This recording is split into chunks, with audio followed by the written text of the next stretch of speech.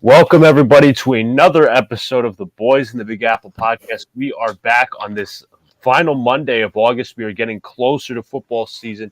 I got my buddy Donald here. Alex will be here in a sec, but I have to preview something before he walks in here.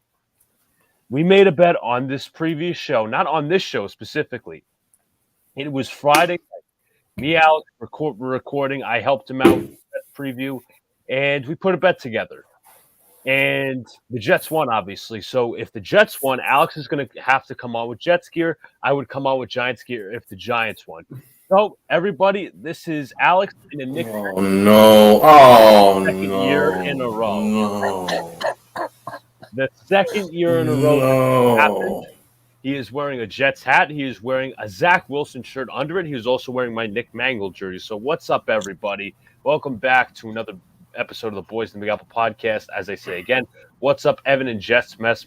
We have a loaded show for you guys today, let me just say.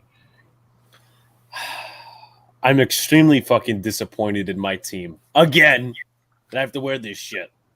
But what's up, everybody? Well, you made the bet, man. You didn't need You're to. right. You're right, Alex. You like agreed. this. You agreed. Don't sit here and lie to us. I'm not. Who's lying? Don't sit Who's here lying? and try to blame the Giants. You did this to yourself. You know there was a chance that they were going to lose with the Jets being undefeated in the preseason. Although So do I have a doesn't- fucking crystal ball in my hand? Yes, you do. You knew that your secondary was terrible. I didn't know they'd lose. Let's be honest, Luca. The Jets should have lost, though. What's that? I said the Jets should have lost. Being this close to I losing guess the you could backups. say that, but it was a close game. Okay, it was a close game. Anyway, Donald, put your first thoughts in about everything. I'm extremely disappointed. I'm extremely disappointed. Yeah, I need time to digest the fact that I'm looking at you wearing Jets outfit. I need time to digest that. So get back to me. I'm really wearing all green because, well, I got my new Utrecht shorts on. I mean, I don't have the Jet socks on, but Yeah, I have Jet socks, so I just need Jet. I mean, Donald, I really could have made it hard on him by having that. You know what? You know what would have been a better idea? I have Jet pajamas, by the way, that are long. I have a long sleeve shirt and a long sleeve pants. That's what I use for winter, by the way. If I was really being a jackass, I could have put that on Alex, then the Zach Wilson shirt, and then the Nick Mangold jersey, and then the That's a lot of socks, Jet and then the stuff. hat.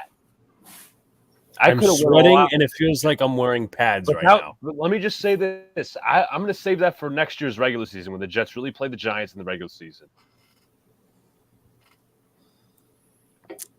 Yeah, You're lucky this time around. I'm lucky. I'm wearing Jet shit. What has Over that- a preseason game. Hey, if you had a twin brother and your twin brother was a Jets fan, I think you'd do this shit too. No way. No way. No way do I risk the possibility that I have to wear that awful uniform. Well, I was gonna say something, but it just escaped my mind. Because he knows that he actually agrees with me, but he just has to accept it. You have You're to a take good some sport. risks sometimes, you know. Oh, yeah, that's true. Yeah. Evan says, I would think Alex was Luke if I did not hear the qualifications of the bet. And then Jacob says, LMFAO facts, Evan. Guys, also be sure to buy your tickets to NYY News TV Day. It is pinned. That is the sequel. That's going to be in Brooklyn on October 11th when the New York Yankees play in the AL Division Series. Imagine if they don't. If they don't Imagine do that, we're all going to be fucked, okay? But anyway, we're going to headline the show. We're going to start the show. Obviously, the Giants lost to the Jets, hence why I'm wearing the Jets stuff, unfortunately, for the second year in a row. And with that being said, Luca, if you want to headline our experience from yesterday, not just the game. All right, so it was the three of us. It was us, two, and Sean as we met Matt in Manhattan. We met him at Penn Station. We actually took the train because, you know, there's actually a shuttle to the games from Port Authority, but the trains are actually cheaper. So what we did is we took the train to Secaucus. Then we transferred for a train to Meadowlands Sports Complex. We got off the train. Then we're like, Alex, what time did we get there? It was like 11:30? To the stadium? Yes. I would say, yeah, it was about 11. Yeah, 11:30. So, you know what? Let's walk around. So we saw a lot of tailgating. I know Sean was bragging. He's like, there was a lot more at the Steelers-Eagles tailgate because his first ever pro game he went to was the Steelers-Eagles in the preseason in 2018. So he was around bragging like that. So we were walking around the tailgates from like certain lots. We went to lot G or J or whatever. We're walking around. First thing we see is this Jets truck. And it wasn't a truck. It was a bus, actually, a small bus full of Jets apparel, all the logos outside. The guy, his name is Kurt. He shook my hand. He let us walk in, and we could just hang out inside. We hung out for like 5-10 minutes, just looking at the Jet apparel, the Jet gear. Woody Johnson and Rex Ryan had signed autographs on the bus. There were a bunch of players signed autographs just above where the bus driver was sitting. It was such a cool experience. I'm going back there week 1 to look at it again. Walked around some giant tailgates. I'm going to showcase what the bus looked like as a small sample. The video is going to process in just a second. I mean, I might get copyrighted because Queen is playing in the background, but honestly, who gives a shit?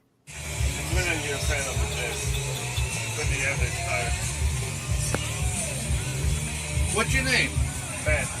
You're from Germany. Oh, yeah? Hey, come on up. Where? From Cologne. Oh, from Cologne, yeah? Yeah.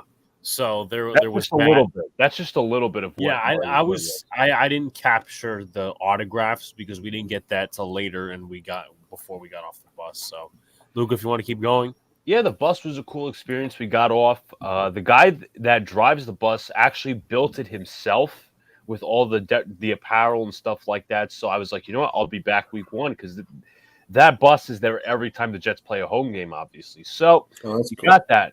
We walked around the tailgates, did our thing. Then we finally went into the stadium, and we obviously, I'm not sure if Donald knows this because I don't think he's been to the MetLife Stadium. You obviously have the field goal kick. You have the little field goal where you can kick field goals, and they let you do like a little. It's not like a contest, should I say, but you get to compete against one another. They give you one field goal. It's from the 15-yard line, which technically is a 22-yard field goal, if I'm doing the math correctly. And it's not really 22 yards, but, you get to imagine yourself in it. So Alex made his field goal barely. I got this. All right, so Alex is on for the field goal challenge. I don't know how this will be a real game, but it's a 25-yarder. Maybe 22. And he barely makes it. Oh, man. Exactly. Good job. And then I got 3 more picks in showcase, but shout-outs to MH.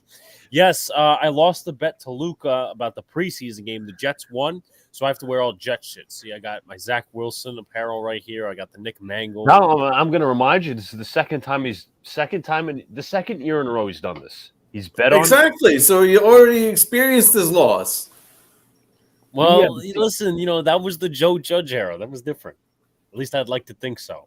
But also here is the rest of us kicking. And Lucas said at the end of the video, well, Alex barely makes it. Let's just watch everybody else's kicks. Right. You got this, Matt. You gonna go up?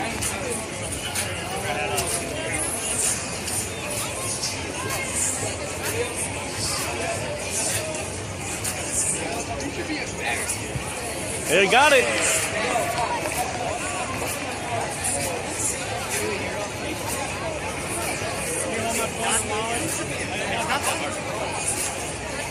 He missed. All right, Sean.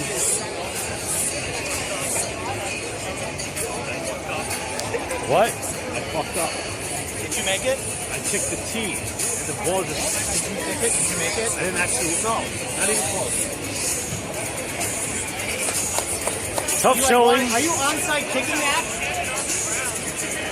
Are you trying to do an onside kick? Tough showing for Sean Cacaro and Yeah, I suck. I wanted to be better. I think my foot was too high off the metal. I literally hit it right down the middle. Yeah, so did I. Dude, So I had my shin off the metal. all good enough. You've gone somewhere in StreamYard when all the fucking bots come at you. Yeah, I put them in timeout for about 5 minutes and blocked them. So I did not make it. I I'll wanna tell look you at the why. comments real quick. That guy is no athlete. Sean used to play baseball, but he literally said before I put on cam, he goes, "I'm gonna try this with the least amount of effort." Like he literally Well, he succeeded. Yes, he succeeded at that.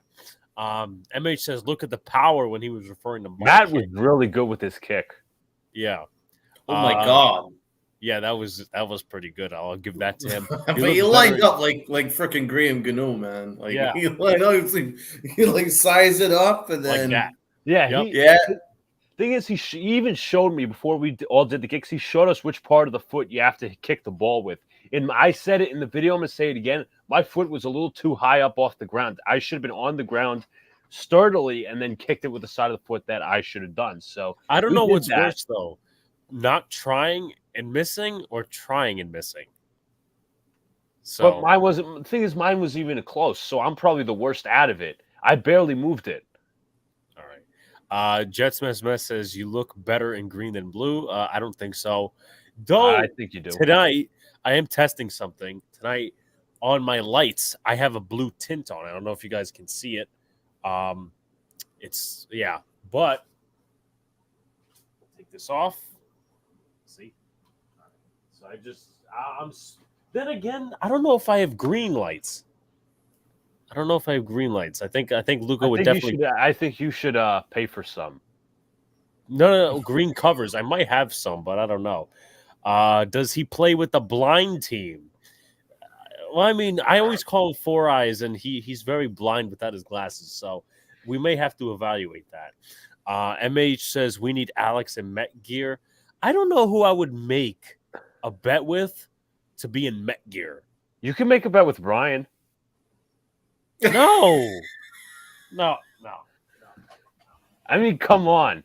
He flat out wore a Max Scherzer shirt under his Yankee jersey. 100%. He didn't even do it out of a dare. It wasn't even a dare. He did it willingly. I have no green tinted covers, by the way, Lucas. So no, I can't flash that. But yeah, that was the kick exhibition, and in my career, I am 3 for 6 with making field goals like that because I missed one at the Jets green and white game last year, and then I made 2 of 4 at the Giants kickoff party in 2019. But Luca, if you want, I think I was like a similar percentage. I was like 3 for 6, but the last one I Blair Walsh, I hit it wide left. So you had that. So we go up. We were walking around. We found our seats, which was second deck technically. It was hot out. It was a hot one. It was around 83 degrees. Obviously, not even compared to the no-hitter game where it was like 89 and we were toasting the sun. The sun was in and out. So you had that. Well, no-hitter, that was like 103. It was I don't know about 100. Listen, it felt like 103, must I say. So we did that. We also walked around. Alex got his global pie, which is, listen, technically it's an empanada, but MetLife calls it a global pie. I don't know why they call it white that. name for it. I don't know why they call it that. MetLife is MetLife. So you have that. After the game, we decided to wait around a little bit. We had to walk to American Dream, which is the mall right by MetLife, because obviously we should have went to fucking DreamWorks instead of the game. Honestly, we should have went to DreamWorks.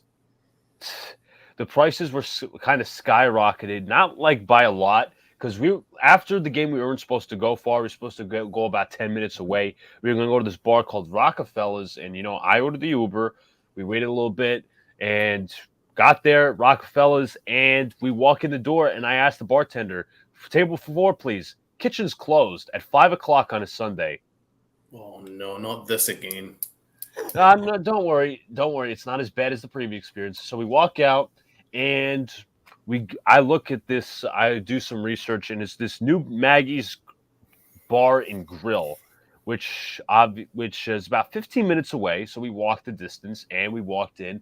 And that's where we sat down. We ate. Sean wanted to watch the Steelers game, so they let us control the remote on the TV. We were talking to the locals right next to us and the waitress as well. It was a very good experience. I like that part of Jersey personally. I know we're all not high in Jersey, but that part is nice, especially right next to MetLife.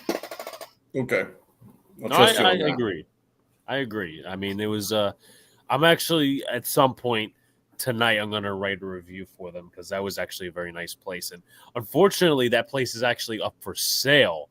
So I'm going to try. Hopefully, whoever buys that place does not change too much.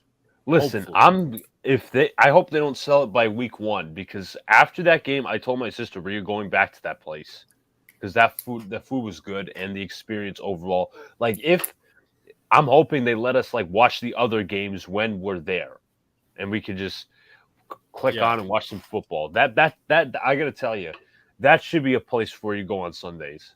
I know it's small, but still. Yeah, and I was talking to Matt. I said, look, if we come to the December 4th game against Washington, this is a place we're going to have to hit again if everything is still in shape. Evan says, I hope you guys had fun. Jets needed it more than we did, Alex. I'm like, well, someone did bring up, unless you're the Ravens, 4-0 teams in the preseason really, 3-0 teams, undefeated teams in the preseason really don't do well in the regular season. So, I mean, the Giants, 2019, they didn't do good. The Browns in 2017, 4-0, they didn't do good. Lions in 2009, they didn't do good. So, I'm not setting precedents here. Obviously, Lucas' team. It's fun to talk about, but I don't think it really matters in the end. No, it doesn't. As far as them playing their starters, they almost lost, but they did what they had to do, I guess. Listen, I'll be honest, it was a really fun game to watch, and that is the first time ever the Jets have won in my presence. Every game before that, all losses. The Bucks game against 1-4. Yeah, the Bucks game against Brady, loss. The Saints game last year, loss. Flacco starting against Miami, loss. The few years earlier, Giants-Jets preseason game, loss. So every team that I've went to see this year has at least won once in my presence. The Knicks, the Rangers, the Yankees, and the Jets. All right, interesting. Luca, who should we go into first? The Jets or the Giants? I guess you can start out with the Giants. I mean, I'm willing to talk Giants. Obviously, I'm a Jet fan, but we could talk about what happened yesterday and what it looks like going forward. Donald, man, I want to hear your thoughts on this because we didn't. Unlike the first 2 games, we really didn't talk about the game a lot yesterday. I want to hear your thoughts. Well, in the game yesterday, I mean, in general, I'm quite concerned. I'm quite concerned about the deaths. As I mentioned, I'm quite concerned about the injuries. The injuries are exacerbating the lack of depth in really key areas. And I think it's quite concerning how bad our secondary is at times. I will say that I am shocked that they didn't prioritize the outside corner spot in free agency. Certainly with the fact that I'm sure they must have known that Bradbury was going to be cut. And if they didn't prioritize that in free agency, why the heck they didn't prioritize it more in the draft? In the draft, we were talking about when the draft. We were all talking about Tariq Woolen, all these other guys, and you guys went to collect a slot corner, which obviously isn't. You didn't really need one. Obviously, you could build depth, but you guys needed that outside corner either way. And for me, Flott's been lit up for much of the preseason. He got lit up against the Jets. He missed at least three open field tackles against the Jets that I counted. He literally, I could actually. I don't want to interrupt Donald, but I could actually pull it up. That's actually something I got on video. Yeah, was the touchdown. Okay, I'm gonna Donald, if you want to keep going. So it's scary, the lack of depth. I mean, basically, it's Dory Jackson and then Aaron Robinson, and that's it as far as I'm concerned. As far as outside depth that you. Well, I mean, you trust the Dory Jackson. He's terrific. Robinson hasn't been fantastic this preseason, but he at least has ability. I mean, after that, I don't really like any of them. What I assume that Darren Evans maybe he'll make the team. I assume we'll get into the 53-man roster, but I mean, listen, the corner situation is very bad, so that's going to have to be looked at. And we got the video here. Yep. So I want to say this is the screen pass. So yes, little film breakdown here with a little with Berrios, right? Let me also say it's not even the starters. Like obviously McKinney didn't play, and who's supposed to be the opposite safety? Please enlighten me. Julian Love. Okay, Julian Love, and you got McKinney. All right, fine. You got Robinson, Holmes, and Jackson. Jackson, I'm fine with if I was a Giant fan.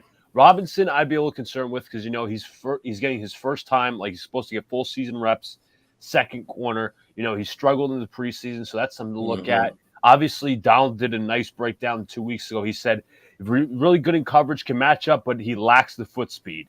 He has the length, all that stuff. And Darnay Holmes, he's had a good camp, but we'll see what happens. It's just if one player goes down in that secondary, you're fucked. You are fucked. Completely. It's not good. I want to get some comments. Jets Smith says the Giants O-line look good. I'm going to say average. Average. Because we couldn't run block, okay? And we had like 3.8 yards per carry. If I'm not mistaken, because I was doing a recap video earlier today. We didn't look good. Antonio Williams, he was okay, but once again, the O-line was opening up 0 holes. Let's see. Jashawn Corbin tried he was like the lead rusher with 25 yards. Matt Breida, 3 carries for 1 yard. I'm a little scared. Maybe he doesn't make the roster now. So overall, I wouldn't say. And also, before I get to Evan's comment, what'd you say, Luca? Bryce Huff had 10 pressures against the Giants? 10 pressures. Damn. That's a lot. He's not even a starter. He's a rotational guy. Tyrod is okay, which is good. All the people who wanted him to start was not happening anyway, even before this injury. Yeah, he just hasn't looked good in the preseason. The first game, yes. The last 2 games, no. I understand, obviously, the bad O-line, and maybe should have been a roughing the passer call, but he just hasn't looked like people wanted him to. And listen, it's not totally a bad thing. Sometimes you could have a good regular season and a bad preseason. At the same time, hey, he's a backup for a reason, right? Mm-hmm. And the Jets Smith says, don't worry, the Jets will be cutting some good players the Giants pick up. Any good O-linemen and corners will definitely invest in, okay? Oh, yeah. So Luca will be giving us the rundown a little later on, but let's take a look at this play that I caught. I was unlucky to catch on my Luca's phone camera. So we obviously, this is the screen pass. I can already tell because you got everybody. A little. What do you call it? Actually, this is the run play before the screen, so we're going to speed it up. Just a little note here. The reason he had it in my phone, a little clarifier, is because this idiot left his phone on the plane and it went to Vegas. And then I came back. So, anyway, all right. So you got Berrios. He is on the outside, and then you'll have somebody else. And just notice, as Donald brought up earlier, Cordell Flott's the one covering him. He's on the outside. Why is he on? Let me ask. Why is he on the outside? Is it size matchup? Because they're very alike in size. It could be that. Also, could be the fact that we don't have an outside corner. But anyway, also as well, I don't know how good I recorded this. I forgot. So let's take a look and see video quality A and B, the actual play. So, see, look right here, botches the tackle, and then everybody's chasing after him. One more time. Right there, that's a tackle for a loss behind the line of scrimmage, and he goes into the end zone. One more time.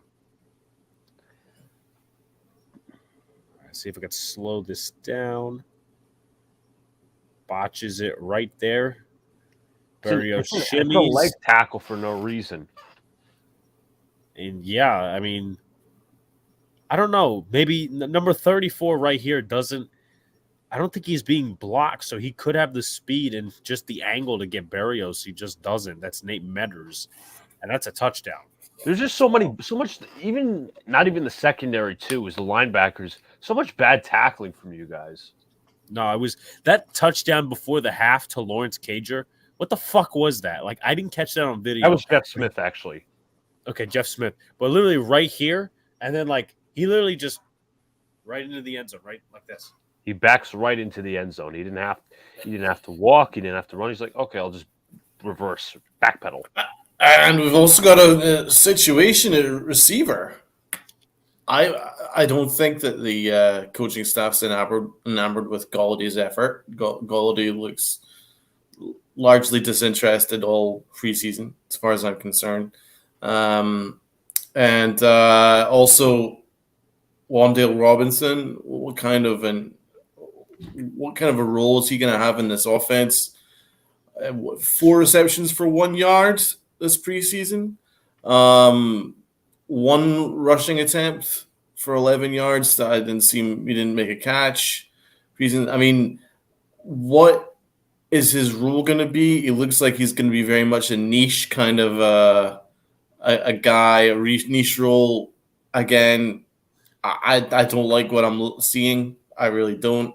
I know it's only preseason. I'm just judging purely on what kind of a role he's got. He looks undersized, and he doesn't look ready. And I think how he looks too similar to how they're going to use Tony. And Tony needs to prove he's healthy. Tony looks like he's got more of a skill set. I'm more excited by Tony, but Tony never gets on the field, so that's another thing. And Galladay just looks lost. He looks disinterested. So I think there's legitimate concern at receiver and tight end. I'm legitimately quite concerned now. I have to be honest. Jensen Smith says Donald throwing out niche, $2 word. See, I've got a good vocabulary. Yes, he really does. Jeff Nelson, what's going on, Jeff? He says, I'm with you, Evan. Playing way too far with the receivers. Evan says the Giants' tackling has been bad in recent years. And Evan also says, I don't like these cornerbacks playing far off. I actually disagree. But that's not like it's not like they're like 10 or 30 yards off. It's like 2, 3, 4, 5 yards off. You still have to make that tackle. It's a screenplay. No, it's not like he's going far up the field or anything like that. So yeah, Jeff, we saw a lot of that last year. And listen, I don't want to judge this regime too harshly, but there are a couple of things where they've done well in some areas and they have not in others. I don't want to say this, but I'm going to say it. One thing, and I'll do a little prequel before. Wandale Robinson on one of the – you remember that play, Donald, in the preseason, the second game, where Daniel Jones almost threw an interception to Colin Johnson where he bobbled the catch? Okay. Yes. So I looked – shout out to the guys at Cover One. They actually, broke this down. And why was that play so messed up? And I'm not going to say Daniel Jones or Colin Johnson's blameless, but because Wandale Robinson is so light in terms of his weight and the physicality that the defender, and this is before the 5-yard mark, so they couldn't call holding, they couldn't call the illegal contact. You can mess with a receiver or a tight end before 5 yards, and that's what they did with Wandale Robinson. They got physical with him, and he messed up the play a little bit where Daniel Jones could have thrown an almost interception. Where, let's just say, Wandale is a little more shiftier. He has more meat on the bones. It's an easier throw to Colin Johnson. And what I will not countering, but what I will say after that is Andrew Booth was taken at 42 and Wandale Robinson was taken at 43. And I was screaming for Booth. And we kind of all knew that, James Bradbury's not going to be here. And even if he is, he doesn't fit the man corner scheme. He doesn't fit what Martindale does. Let me ask, was Booth the man corner, though? I'm just going to throw that out there. I believe he was. It was a couple of corners. Yes, he was. He was the last. I think he was the last remaining good corner. Quality outside corner. Because a lot of people had him going in the first round. So that's – and we're going to go into this question. Well, actually, yeah, I'll talk about the takeaways in a second. But since we're on the subject and secondary players, the Giants need to get a veteran safety as well. Tony Jefferson from the Ravens, he's a free agent. The Ravens just cut him today. So go get him. The waiver wire comes. Now, they cut him today, so he may actually be available tomorrow on the waiver wire. But if somehow he makes it to Wednesday, Giants, hey, listen, veteran minimum deal. He was slated to make half of what Slayton was making. So you gotta pick up on that. And listen, I'm not saying you can't add, Trenton Thompson in the backfield or Nate Metters, but those guys are not going to get it done. And Tony Jefferson, he's a veteran, and he's familiar with Wink's system. So I can't see why this can't be a fit. And it's going to be interesting with these corners, but I do want to get into a lot of the things before we get into specific positions. In terms of the offense, here's some notes that I took away, and also defense. These are the same exact notes that I had for the recap video. You guys can also check that out, but we're going to be talking about it here as well. Tyrod Taylor gets popped early, and so does Antonio Williams. Jets were hitting hard yesterday. Quan Alexander made the hit on Antonio Williams. Michael Clemens made the hit on Tyrod Taylor that knocked him out of the game. So they came to town. Davis Webb looked good like usual. Maybe is not as efficient as the games before, but hey, got over 200 yards passing. Running game struggled. Mentioned that just a few seconds ago. We could not run block. I don't know why I said like that. Run block to save our damn lives. For some reason, we just couldn't do it. We couldn't do it last week. They stuck to a more pass approach. But at the same time, when you look at it from a different microscope, what was the score? 27. And then you take the touchdown away, that's 20 points. That's a touchdown. When I'm talking about touchdown, that's the Kalichos touchdown. So the offense scored 20 points and only scored 2 touchdowns. So in one lens, it's worrisome. But at the same time, I will come back with this. The New York Giants, if I can find the tweet here, led the NFL in total offense, passing yards, and completions this preseason. So if you want to look at it from a different microscope, it is a good sign. And very little of it was our number one quarterback. Right. So let's see. Yeah, the running game, 4.1 yards per carry, but take out 11 yards from Wan'Dale Robinson. Take out 13 yards from Davis Webb. Take out 13 yards from Tyrod Taylor. It's not much. So, we were high. We were talking about, the offensive line. It's going to be run blocking early in the season. We'll see what happens week 1. Might change. Blocking was average at best. Devery Hamilton struggled at left tackle. He's a guy we've been talking about possibly starting at that left guard position. He's probably better at that because he didn't look good, got a holding penalty earlier in the game, and he was struggling. He was struggling in some of these Jets rushers, so he's not slated to play the outside. But if the Giants can pick up a guy that's better than him, a lot of people are going to be surprised that he's going to be off the roster tomorrow or Wednesday. Also as well, Austin Allen caught the only passing touchdown, so there's that. I also want to get to a couple of comments before we go to the defensive side of the ball. Let's see. I like Wan'Dale, but we need cornerback depth. Absolutely. I just don't see good things for both teams this year. Same old crap, just a different year. For the Jets, I see better than the Giants, but we'll see. I like the offense. I feel like the offense will be better this year. Jeff says, let's hope you're right. Parks was laying the wood on the Giants. Will Parks, the safety. Giants pass blocking was good. To an extent, it was. As I said, it was average. I agree there. Hope they could stay healthy. That's always the key. If they can stay healthy, I'm not willing to go as far as to say it's going to be a bad year because I think that the coaching looks good. I love our coaching. I think our defense is going to be great if we can just find ourselves a decent outside corner in the waiver wire that that you can rely on week in, week out. Then we can hold it down there, and I think we're going to have a nice pass rush. And I think Wink's defense is going to be fire, and we know that Dable is going to have a solid offense. I mean, there's a couple playmakers in there. Certainly Saquon. I do predict Saquon's going to have a good year as long as he stays healthy. So I don't know if it's going to be a bad year yet, but a lot of it comes down to health because there's really no depth on this team at all. It's quite shocking how little the depth is. like if you look at our starters in general, 75% of our starters, would be pretty solid, pretty happy with it. But then, you go much deeper than that, a couple injuries here and there, and it's just bare. It's just practice squad, stuff. What I will say, and I'm going to put a prequel into this because I'm going to leave it for later after we talk about the defense or whatever. One position I'm confident in, somewhat confident in the depth is linebacker. Yeah. Just going to say that.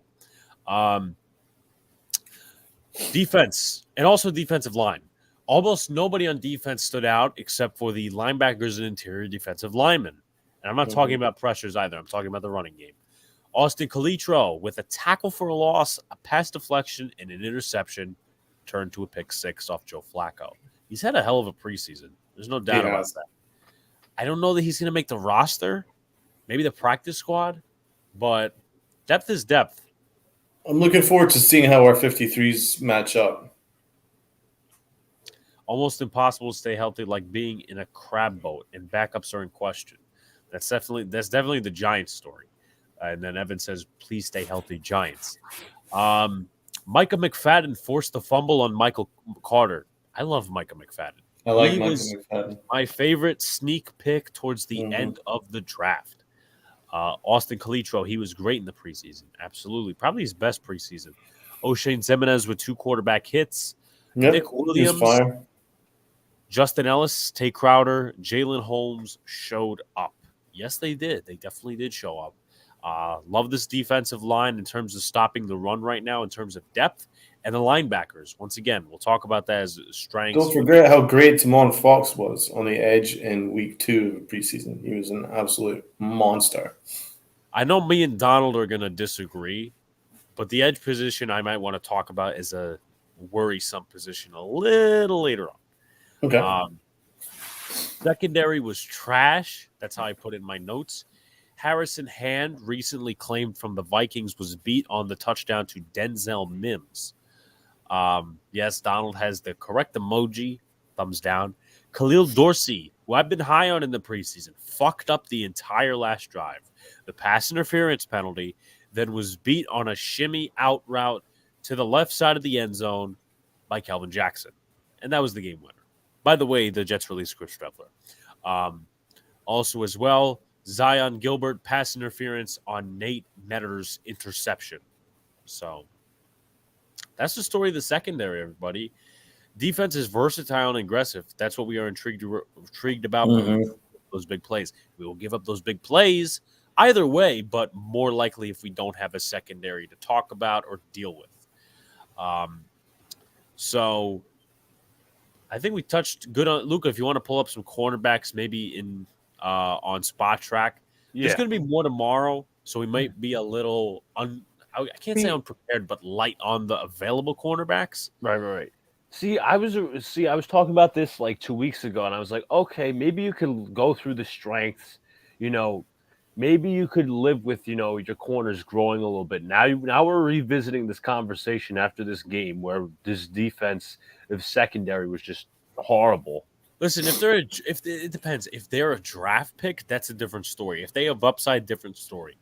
But not some guy like Darren Evans, not some bum-ass fucking Elijah Griffin. Listen, I get it. His uncle's Dr. Dre.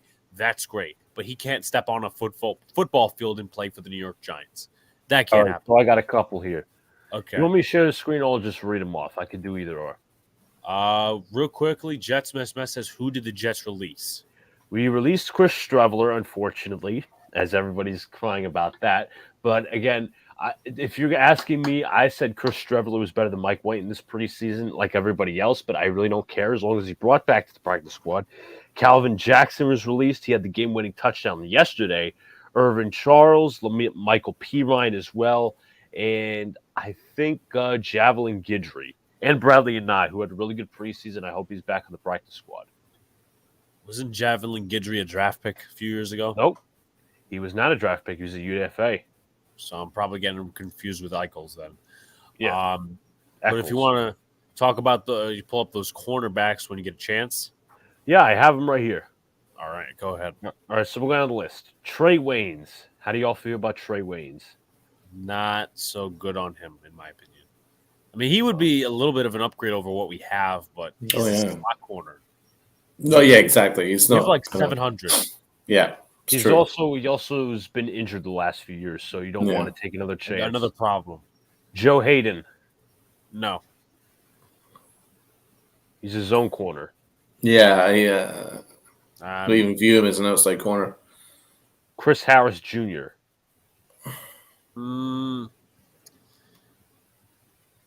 Hey, I'm going to look up their stats. So Joe Hayden, well, obviously, yeah, he's at his zone corner, so it's not He's zone corner, so yeah. Chris Harris Harris can play inside or outside. Last I'm year, warmer Harris. on Harris. What was that, Donald? I'm warmer on Harris as opposed to any other names again. Yeah. Harris allowed 3 touchdowns last year, passer rating of 93.4, 406 yards, 1 interception, 60 completion percentage of that. Not bad. Honestly, I would take him over what we have. Obviously, there's going to be a ton of guys that are going to come off the waiver wire and stuff like that. But what I will say to preface this and warn Giants fans is they're not going to pick up a corner like Chris Harris. They're not going to do that. In my opinion, they may get some already. They're going to get. It's not even just that.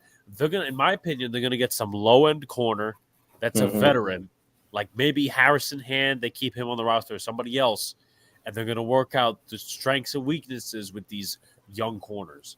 So somebody from Buffalo. Somebody from the Buffalo practice squad of 4 years ago will be back. Honestly, that might be where it's at. Which I have to, it would have been good to ask somebody from Buffalo. Hey, listen, what are your corners? But get the inside skip. Yeah, but I would expect a guy like Harrison Hand or someone else off the waiver wire to make the roster. Someone who has minimal experience, veteran. I don't think they're going to attack Chris Harris or any of those larger names because they want to work out with the youth and all that stuff. And listen, if it works out in the end and they get better, I don't have a problem with it. But I'm just saying, throwing it out there, not being a homer, just throwing it out there. Chris Harris, we already crossed off that name. We talked about him. Next. Your favorite, Janoris Jenkins. Nope. Jack Rabbit. He's ancient. Let me see. Kevin King. No, they may. I feel like that's a guy they may want to look. They may look at, but I don't know that I'd take him. He gets burned too many times. I mean, I think Harris is the best name so far. Yeah. After that, you have Xavier Rhodes. He's his own corner. Nah. His man-to-man skills have gone down. Yeah. I used to like Xavier Rhodes, but not now. Jimmy Smith. Isn't he more of a slot dude? Nah, he's outside. Okay. Not great stats last year. I mean, all right. It's been all right the last few years for Jimmy Smith. Last year, allowed a fucking completion percentage of 69.6, a passer rating of 85.2, no touchdowns allowed, no interceptions than the year before that, completion percentage of 50, passer rating of 57.4. Now, here's the thing that I will preface this. They probably would have picked up on him already, knowing that he's a Martindale guy. They picked up Khalil Dorsey a few months ago. They didn't pick up Jimmy Smith. So maybe they revisit that, but I'm just throwing it out there. It's more likely they get safety like Tony Jefferson than a corner like Jimmy Smith. So next dude, even though I would like the Jimmy Smith signing. I think Jimmy Smith's number 1 now. Yeah. All right. So after that, AJ Bouye. Nah.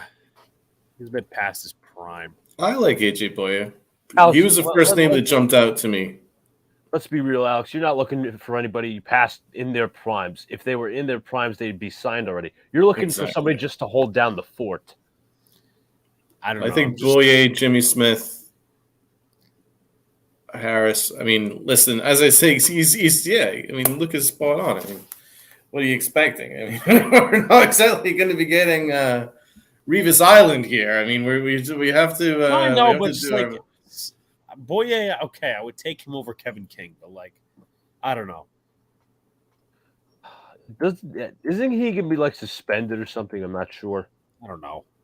I'm just gonna relook into that. So, Evans says While you do that, I do want to pick up on why.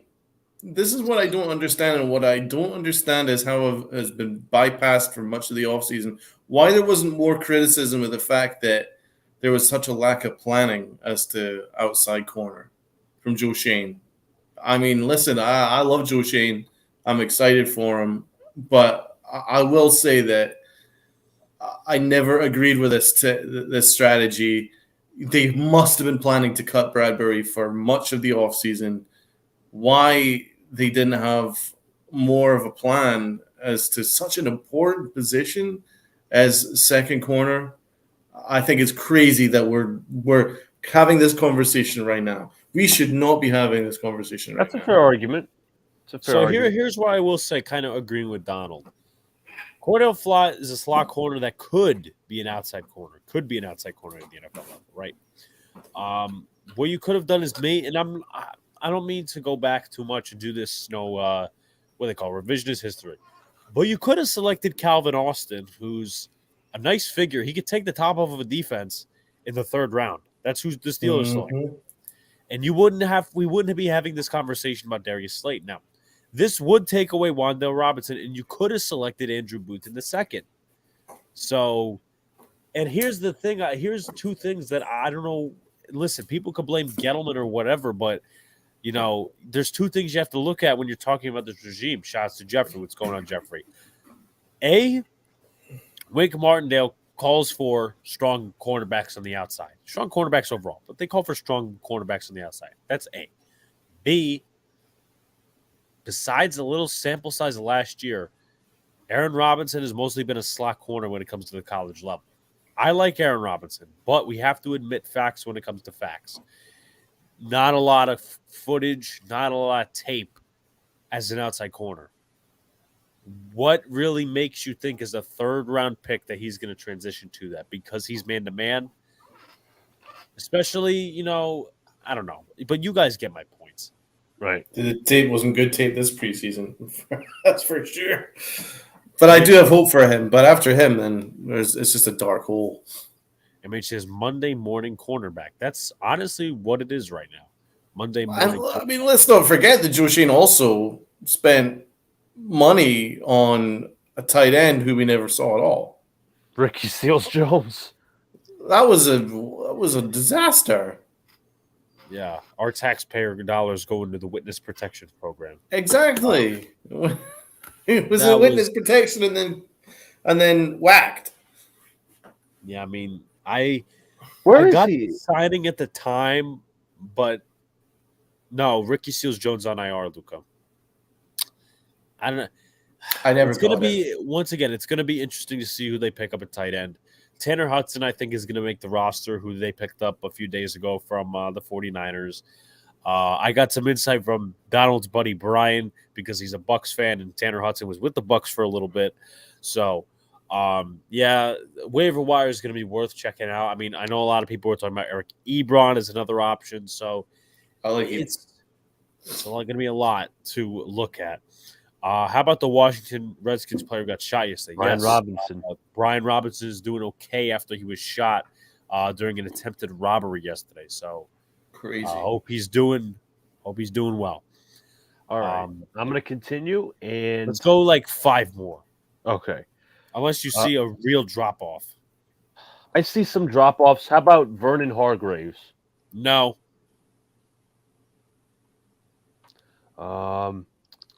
Robert Alford. No. Desmond Trufant. No. Richard Sherman. Richard Sherman's retired, isn't he?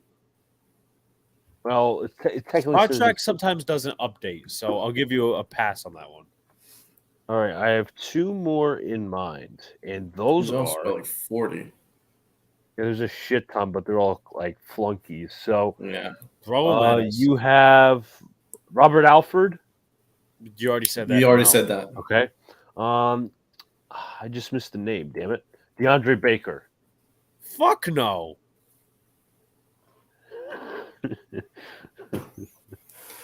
I'm going to get a drink. Next. Let's see. And yeah, you got to get the top guy in the free agent market, or else you're screwed. As Donald gets his drink, you want to take an intermission and talk about your Jets a little bit? Yeah, so I actually have my 53-man roster prediction. Well, I The mean, main just talk about takeaways before we get there. I guess I really didn't have much takeaway, honestly. I did mention that, what I was looking for on what I said on Friday. I said I'm looking for the starting offensive line to mesh or try to gel. I was also looking for the defense to come out with a little passion and fire, and that's the first time they're playing against a different defense, a different team, because they haven't started out against any other team. They've only played against each other. So starting defense came out electric. I wasn't planning on drinking, but as soon as you brought up DeAndre Baker, then all right, cheers, Donald. Cheers. The starting defense looked good. Secondary was fine. Pass rush got after it. Everything went as planned for the defense. They really held up. Quan Alexander, obviously, with the layout hit on Williams, I kind of wish the Jets recovered that fumble because it was right there. But pass rush got after it. You can't really complain about that. Quinn Williams getting after the quarterback. Starting offensive line was solid. Not great run blocking. That's probably my biggest pick my pet peeve when it came to them. Flacco was solid, or you could say okay, but he did miss some key throws. Obviously, the interception was horrible to watch. I was in fucking shock watching that happening. I had my hands on my head. Michael Carter was obviously stripped of the ball deep in Giants territory. And yeah, that's what I have to say regarding the Jets. I have my 53-man roster. Alex, if you want me to go into it. I want to get back to Giants, which is fine. Yeah, a little tad more. You guys, once again, send in your questions. Jets, Giants, whatever. Throw them in. We'll answer them. I thought the Jets pass rush was garbage yesterday, says Jets mess. Listen, I'll say this. When they really started to slow down was when it was the second half, because I saw the Jets were incorporating more zone into their defense. By the way, Miz, I just want to preface this. I'm not a Jets fan. I lost the bet to like Luka, a fucking idiot. Like an idiot. And guess what? I'm now wearing Jets stuff for this show. So you have to pay the consequences. Yeah. Donald's not happy with me. No, I'm not. I'm drinking. Exactly. The Jets pass rush slowed down when they started incorporating more zone looks, in my opinion. That was more with the second half third team defense. But it was the first and second team. They were getting after it. All right. So we talked about the secondary. Talking about we talked. I'm going to chime in. I actually really like the Quan Alexander pickup for the Jets. I've always liked him throughout his career. And they took it. Yeah, I know he's a veteran. I think they took advantage of the fact that he was slightly overpaid for his production. But I've always loved him throughout his career. I think he's an absolute baller, and I think he's going to do a good job for the Jets. I think it was a great pickup for them. Great tenacity, great leadership. Just playing the certain fire that this Jets defense needs. He does, yeah. Especially as we said, what we remarked on the hit yesterday. That's what he brings, man. Hard hitting. He actually knows how to cover tight ends. Thank God. And very distinguished NFL career. Very distinguished. He was, definitely. And as I said, he can cover tight ends. He can go after the passer a little bit. He's solid. He brings stability to that linebacking core. Outside of Quincy Williams and C.J. Mosley, they're all unknowns. Quan Alexander brings a second or third starting linebacker. I think he should be second. I think so too. Donald, before we talk about some other stuff, you said you wanted to talk about tight end. How are you about that? Well, I mean, obviously not great, but I think obviously a bigger priority is secondary. But I mean, I do like Austin Allen. I don't even think he's going to make the 53, though. I think he'll probably be a practice squad guy. But Bellinger, he's okay. It's not a great room, though, and I want more. I think we need to be looking at the tight end market as well, because we really need some more targets for Daniel Jones.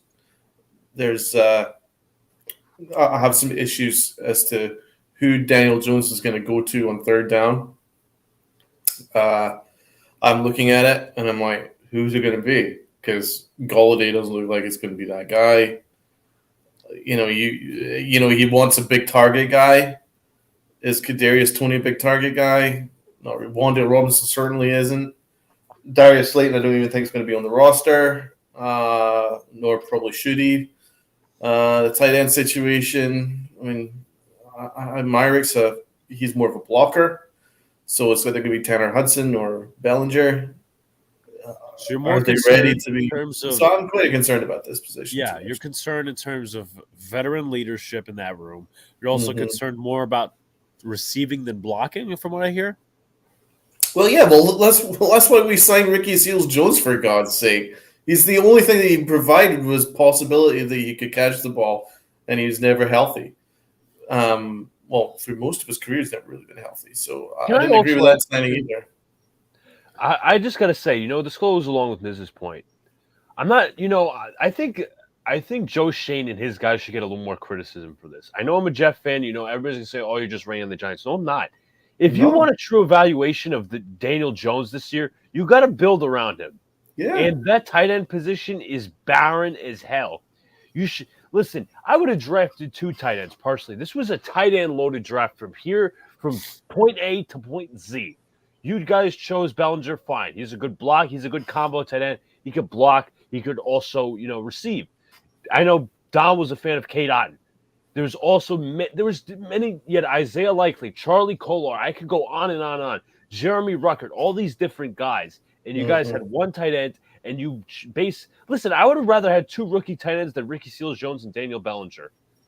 I never agreed with signing Ricky Seals-Jones. No, because he's never proven throughout his career that he could stay healthy.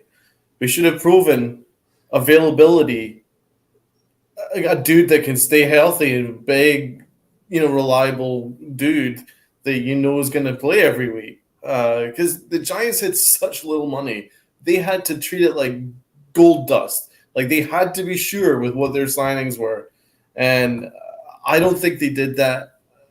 It was an odd. I think you're quite legitimately correct to call out Joe Shane a little bit, and I'm saying this because I'm a huge fan of Joe Shane. I think he's going to be awesome, but there was a couple of moves that he made that I was like, oof, not for me. I don't like that they cut Jordan Akins. Jordan Akins was trash, to be fair. Like he was not good. Terrible. He was not very good. Good receiver, but they never factored him in, or he was just straight out garbage. Giants should trade for Lawrence Cager and Denzel Mims. Is Mims a downfield threat? He's a big body target. I don't know. Yeah. I don't know about that then. But Lawrence Cager's a converted tight end. Listen, let me just say, he is a downfield threat. I think he struggles with separation a little bit, but as you saw in that touchdown, he can beat you downfield and horizontally down the field as well. He'll beat you. I like Mims. I like Denzel Mims. I think he's probably over a lot of the room. It's just the things other than football that's gotten him in trouble. Mm-hmm. Yeah. Let's talk about Kenny Golladay. I just want to read these comments first, and then we can talk about Golladay. Right, I said before the draft 2 tight ends. They neglected the tight end position. Could have gotten Greg Dulcich, right? Daniel Bellinger. Nobody trading for Mims because the Jets are expected to release him. Not exactly was a problem. Nobody. I like Mims a lot. He's in the wrong system. I agree. I like Mims a lot too. So now I'm gonna leave this as a cliffhanger real quick before Lucas says what he says.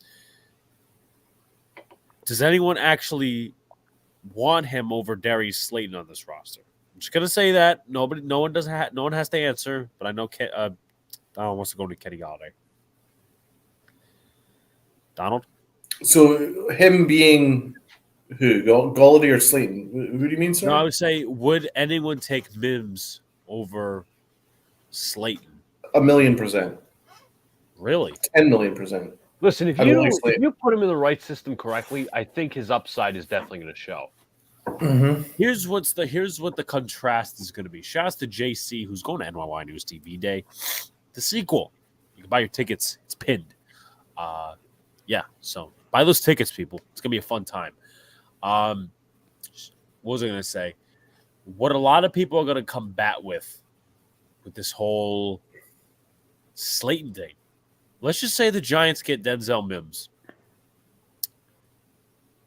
Why would Giant fans be unhappy with that?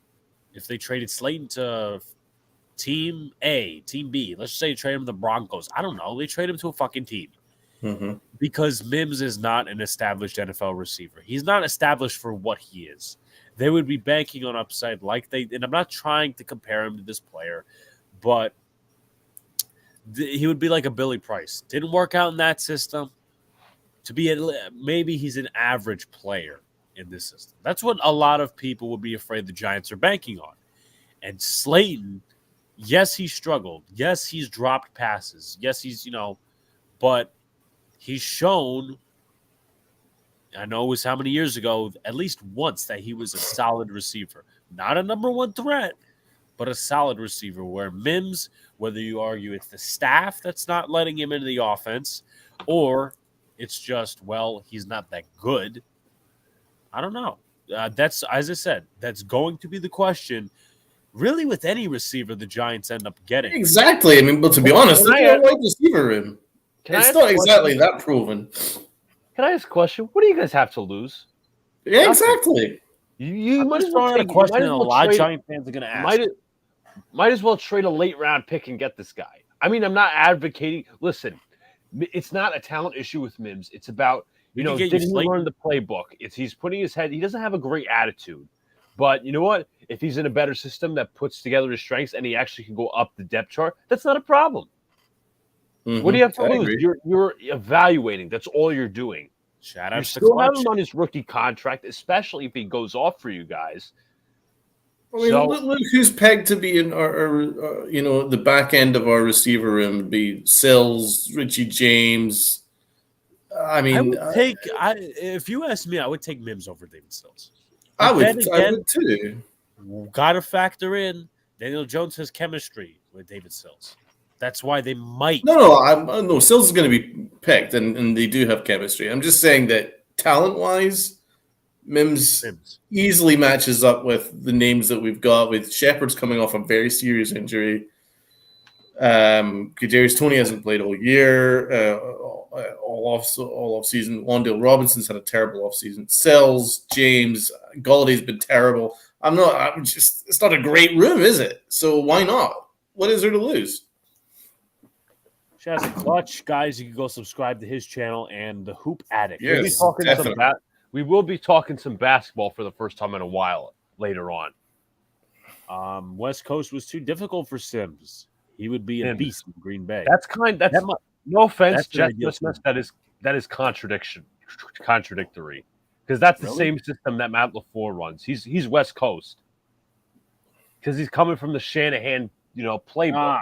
Green Bay is West Coast. Mike LaFleur is West Coast. So that, no offense, man, but that's kind of contradictory. But I think in a Giant system, I think he would fit. It's worth a shot. It's the point. What do you have to lose? Although I feel Slayton will be pretty good with a stable offense. Shout out to Jason, once again, who we met at FanFest. Shane got to trade Slayton for something if he thinks his money really has to be like 2 points. No offense, but you're like saving $2.6 million. Is that really much? Because it is for our cap situation. True, you're right. The Giants. I want to say this just real quick. The Giants will be under the cap to start the season if they don't make moves. Listen, what I was going to say was, if you trade Slayton or cut him for the $2.6 million you're going to save, you're weakening a position to strengthen one when you really can't afford to do that. Plus, as I said 2 weeks ago, Slayton takes the top off of a defense. Nobody on your receiving core can do that. I'm just saying. I'm just trying to make a point. Mm-hmm. Making some good points. That's fair. What are your expectations for Wandale Robinson? Well, in reality, in my opinion, I think he's going to get more snaps in the beginning than he should because injuries are going to happen. You're not going to see him much week one, but if Kadarius Toney gets hurt, which honestly, and I'm not trying to be a dick, might be predictable. Sterling Shepard gets hurt, could go in there, might be predictable again. Evan says off topic, but Serena Williams won her match. That's very nice. Oh, that's good. Most of our wide receivers are injury prone. That's definitely a problem. Yeah, exactly. And some of them are once again not established, and that's why I kind of want. And now he's been depressing over the last 2 weeks. But Richie James, I want him to make the roster because special teams, he can kick and punt return. At the same time, he's a quick receiver. You know, you're not losing a step if he comes into the offense. He's a little bit more experienced than some. So, I mean, what extra room do they have for another gadget receiver like Wan'Dale Robinson? I just don't see that was a need. Another gadget guy? Maybe he's a guy to replace Shepard next year.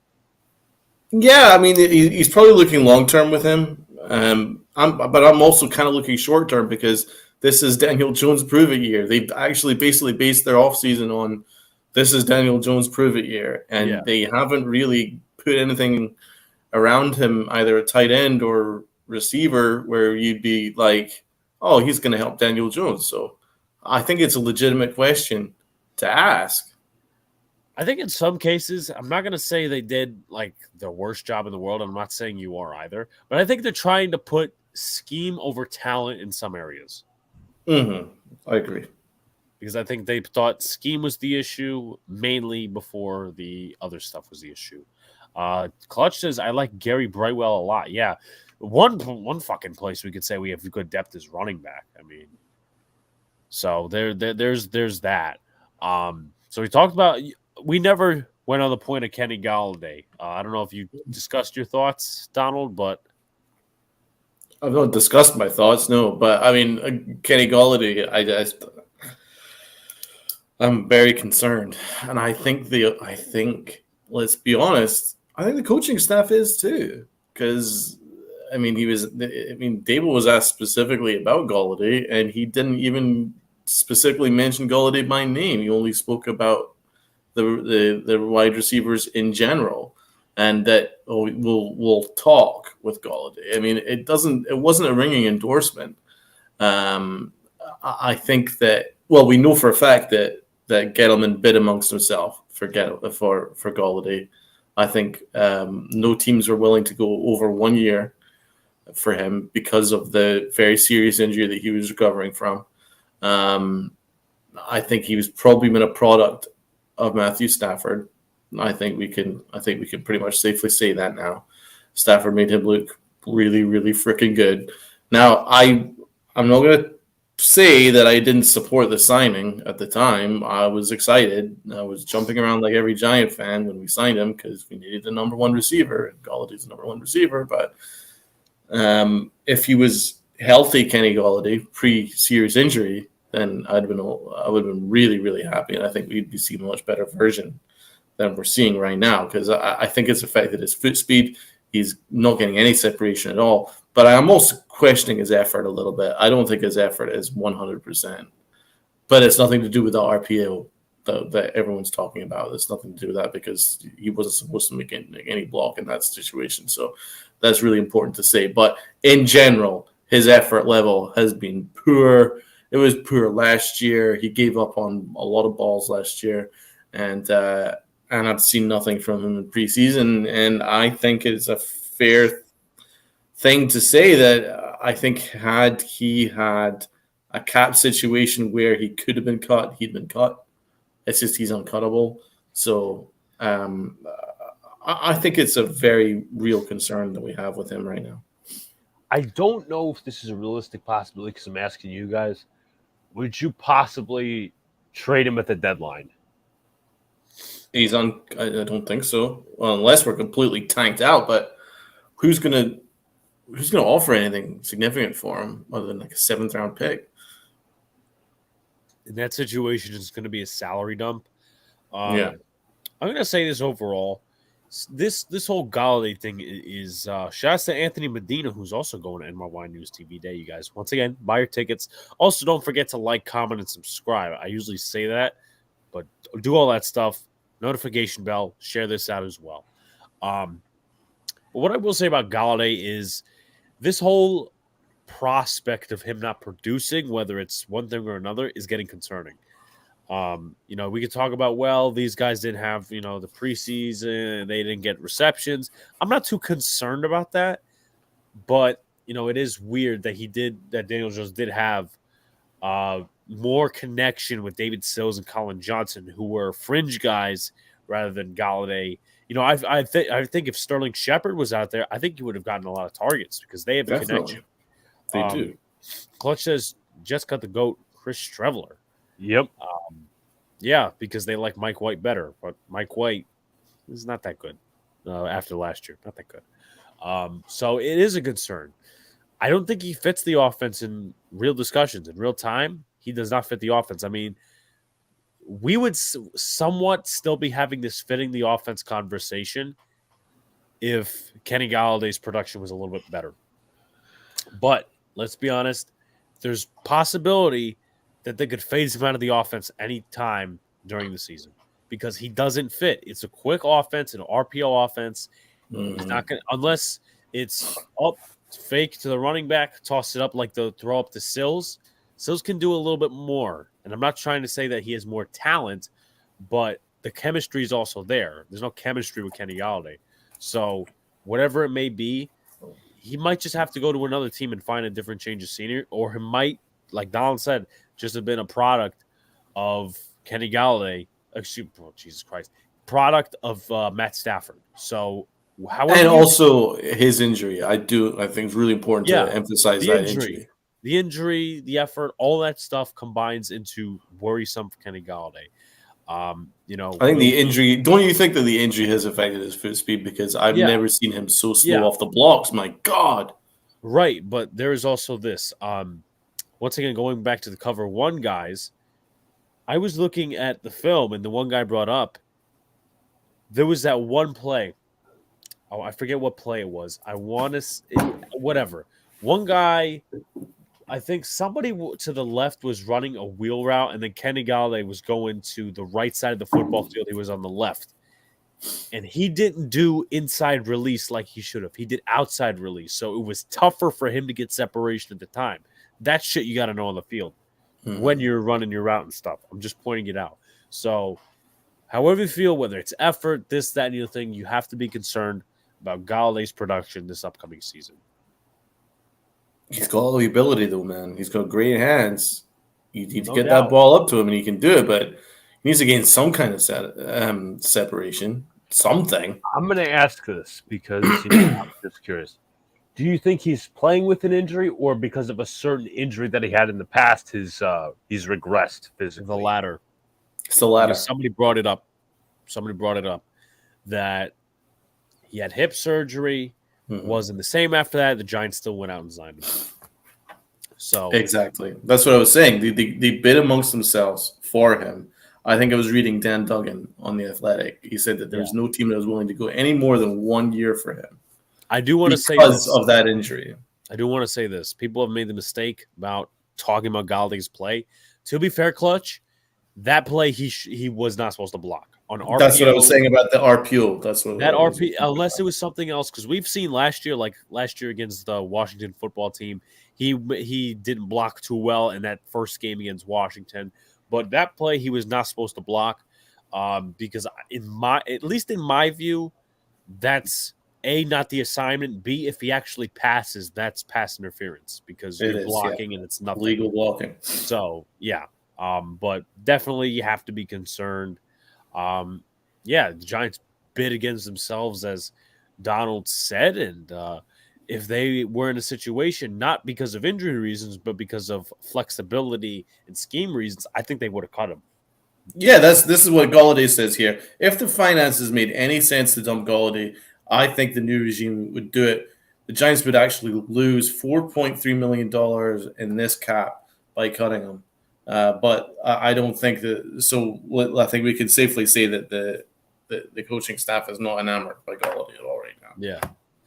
Evan says Bobby Skinner said he wasn't supposed to block. That is correct. Clutch says We'll tell him to get out of the way, laughing face. Well, maybe he should have gotten out of the way. But Breida also, he wasn't very good with vision yesterday. 3 carries, 1 yard. That's not all in the offensive line, but, I mean, when you only played 1 preseason game. So we talked about that. How about we talk about one of the other elephants in the room before we get to predictions and all this other stuff? The O-line. Right now, in some minds, or at least, I'll say it as the starting 5 and then maybe like 1 or 2 guys. You have Thomas, you have Shane Lemieux. He's injured. We know that. John Feliciano, Mark Lewinsky, and Evan Neal, Josh Azudu. You have 6 guys right now. Ben Bredesen may make the roster. He may not. Max Garcia, same thing. Ben Bredesen is also injured. So the Giants right now do not have a backup swing tackle. They also don't have backup guards that have played in the NFL. So, Donald, your thoughts? Well, I think the backup swing tackle will be Devery Hamilton. I think he'll probably be taking that role until something better comes along, or Matt Pert gets himself healthy. Matt Pert would be that role, so it would look better if he's healthy. What's his situation? What's his status? He's on the PUP. He's out for the first 4 games. 4 games, okay. So, after that, midway through the year, you can maybe see a stronger room. But, yeah, I think that's a position we need to attack once again in this incredibly important waiver wire to make this Giants team competitive. I've never seen waiver wire so many times in my life. I know, me neither. And considering how bad the Giants have been, like, for much of the last decade, I'm amazed that this is, once again, another conversation. That's actually the first time I've had this conversation where we're, like, so focused on hoping that some teams cut some guys that we can sign. Yeah. I mean, Luca, do you have any insight in terms of we'll offer you Chuma Adoga for like a, we'll offer you Chuma Adoga for like a 7th round pick. Jeffrey Hamilton's better next. Max Mitchell, no. Connor McDermott? No. Nope. I can't help you. You must agree to Chuma Adoga. No. Luca must be loving this, man. His brother's wearing Jets outfits. Both we're discussing how worried we are about the Giants, and now Luca's giving us his flotsam and jetsam. I mean, they're technically depth pieces, so I mean, Alex is loopy if he's not fucking, answering on this. Chuma, no. There's going to be better O-line that are released. Loopy. There's going to be better O-line that are released than Chuma Adoga, okay? Sure. Okay. How about Kendall Lamb? Why didn't you sign him yet? They worked him out. They didn't sign him, but I wouldn't mind that. He was a good tackle. Fucking loopy. Okay, here we go with the fucking accents again. Jacob says the Giants are winning 7 games this year. Book it. I have them at 7-10. So I can see that, and I think considering the situation that we're in right now, I take it. Yeah, that's probably their. I see it as their ceiling, honestly. Luca, if you want to look up offensive tackles and offensive guards, maybe just offensive line on Spot Track, we'll preview that for a little bit.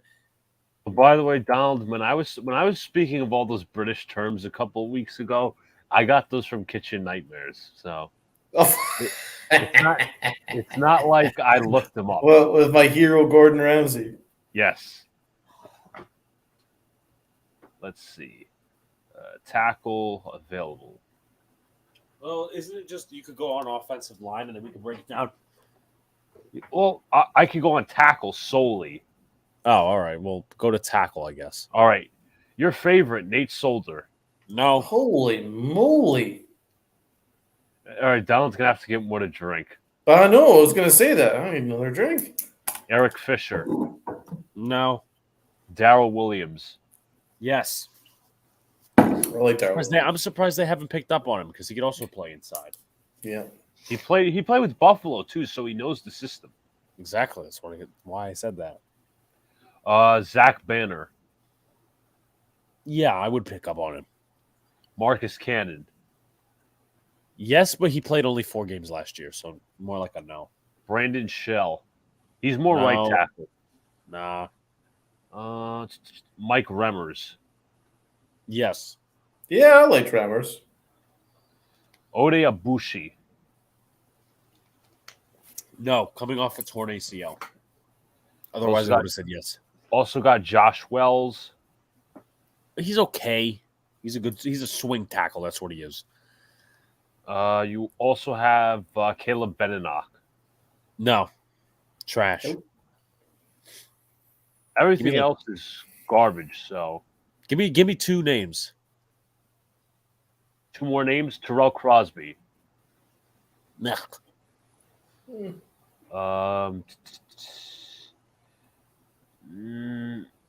Time is money here.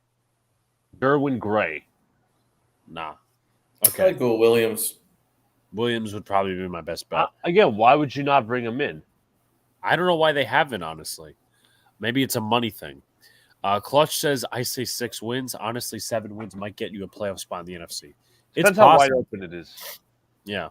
Well, 8 would almost assuredly put us in a position where we had a chance of making the playoffs with that in the NFC East. exactly. And then go to guard real quick, and then we'll evaluate, All right. and then we can get to something else. Let's see some guards that are available.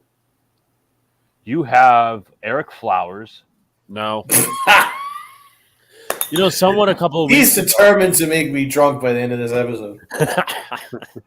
Someone said on Twitter that the Giants should talk about bringing him back. I'm like, dude, he hates New York. He hates the fans.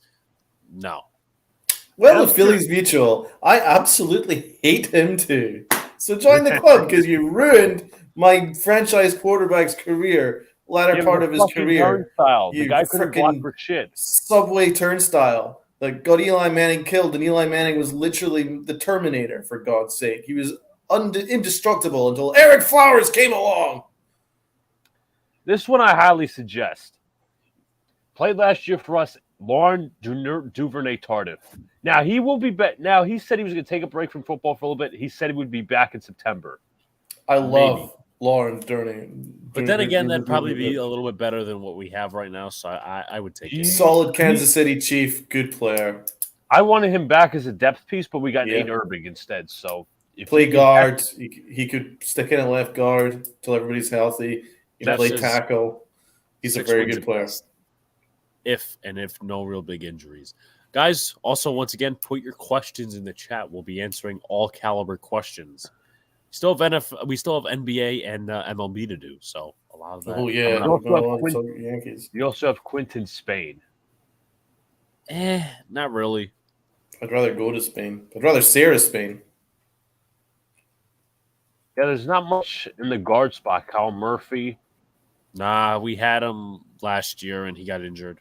Senyo Fuck Kalamite. Eric Flowers. Oh, I can't believe you mentioned Eric Flowers' freaking name. I fucking hate Eric Flowers. Fuck Eric Flowers.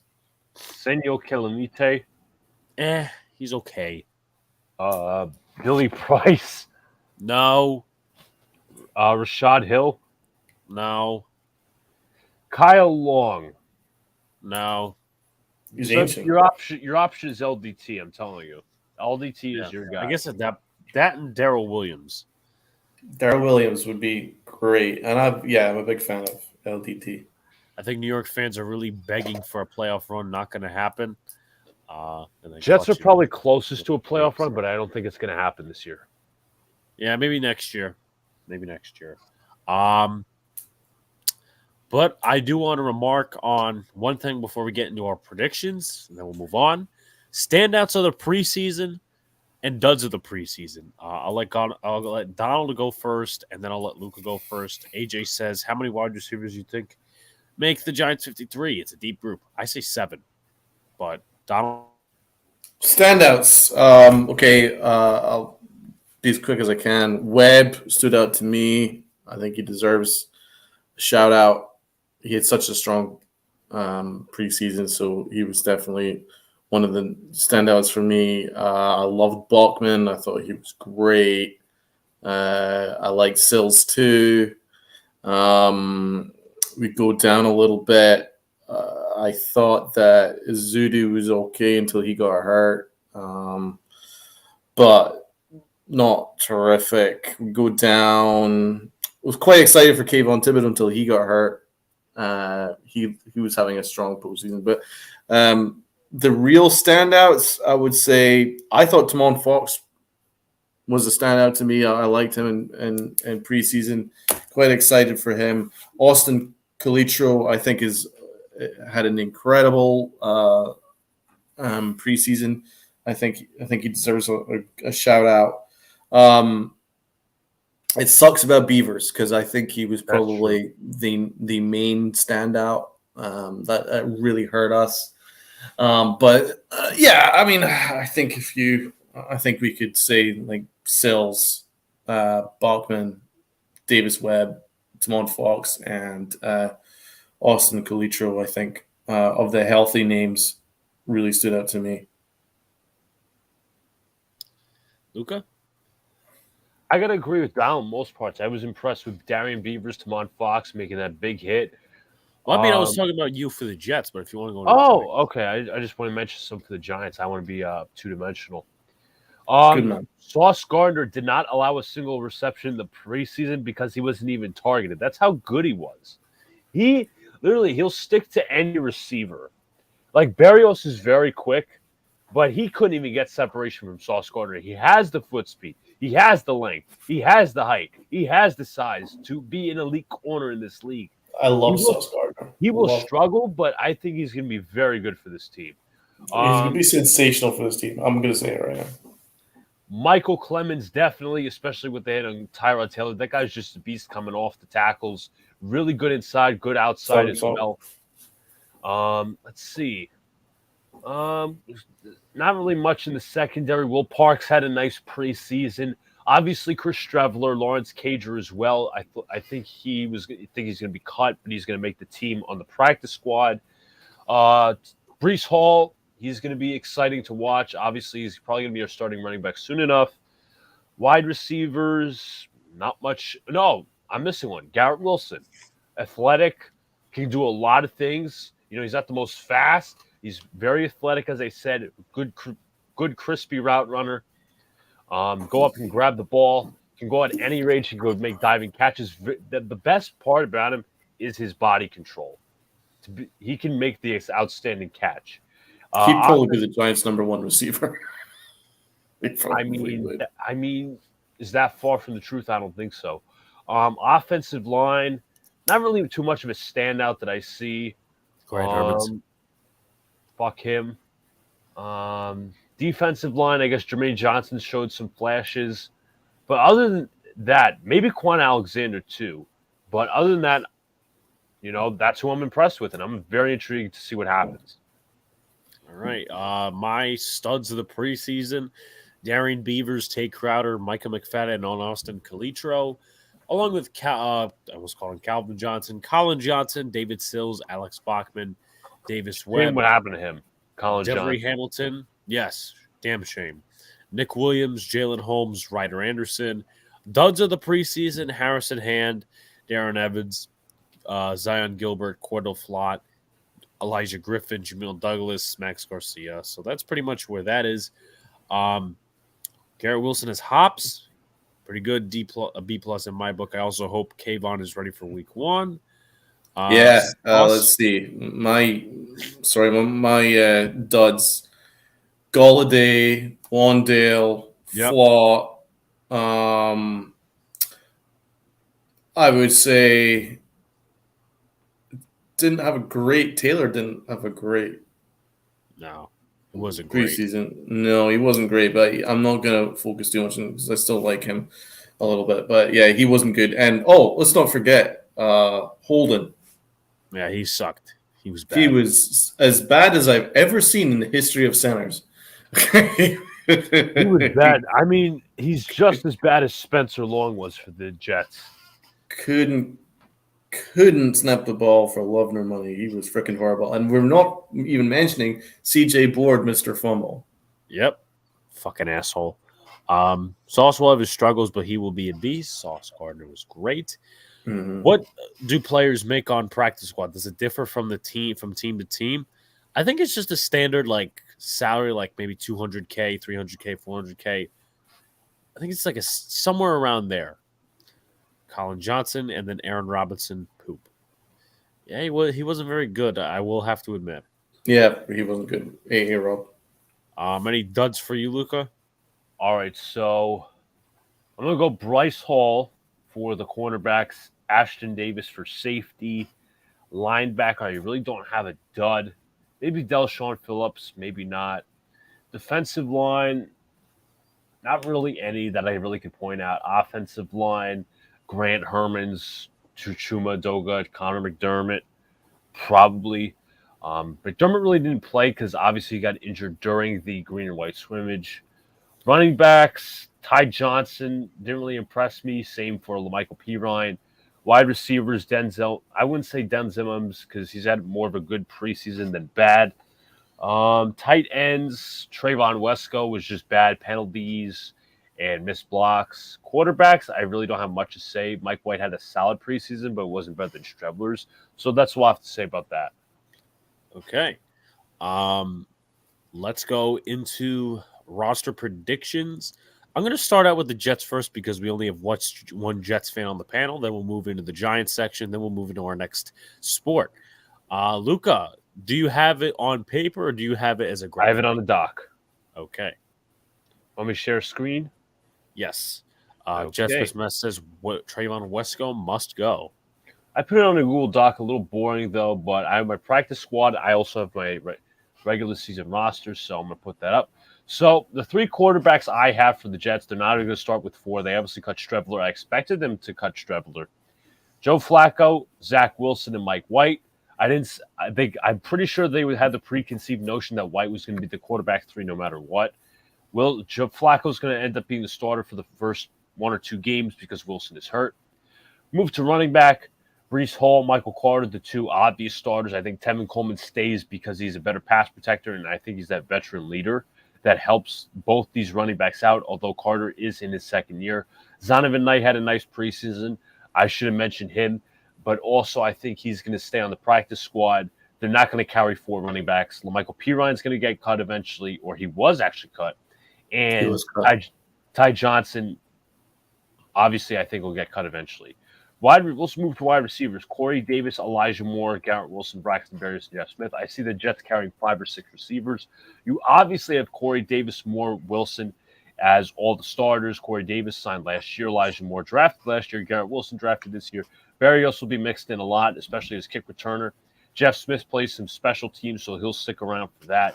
I didn't put Denzel Mims here because obviously I think he will be traded, but not hopefully soon because I'm not rooting against him, but I don't think also Joe Douglas will be.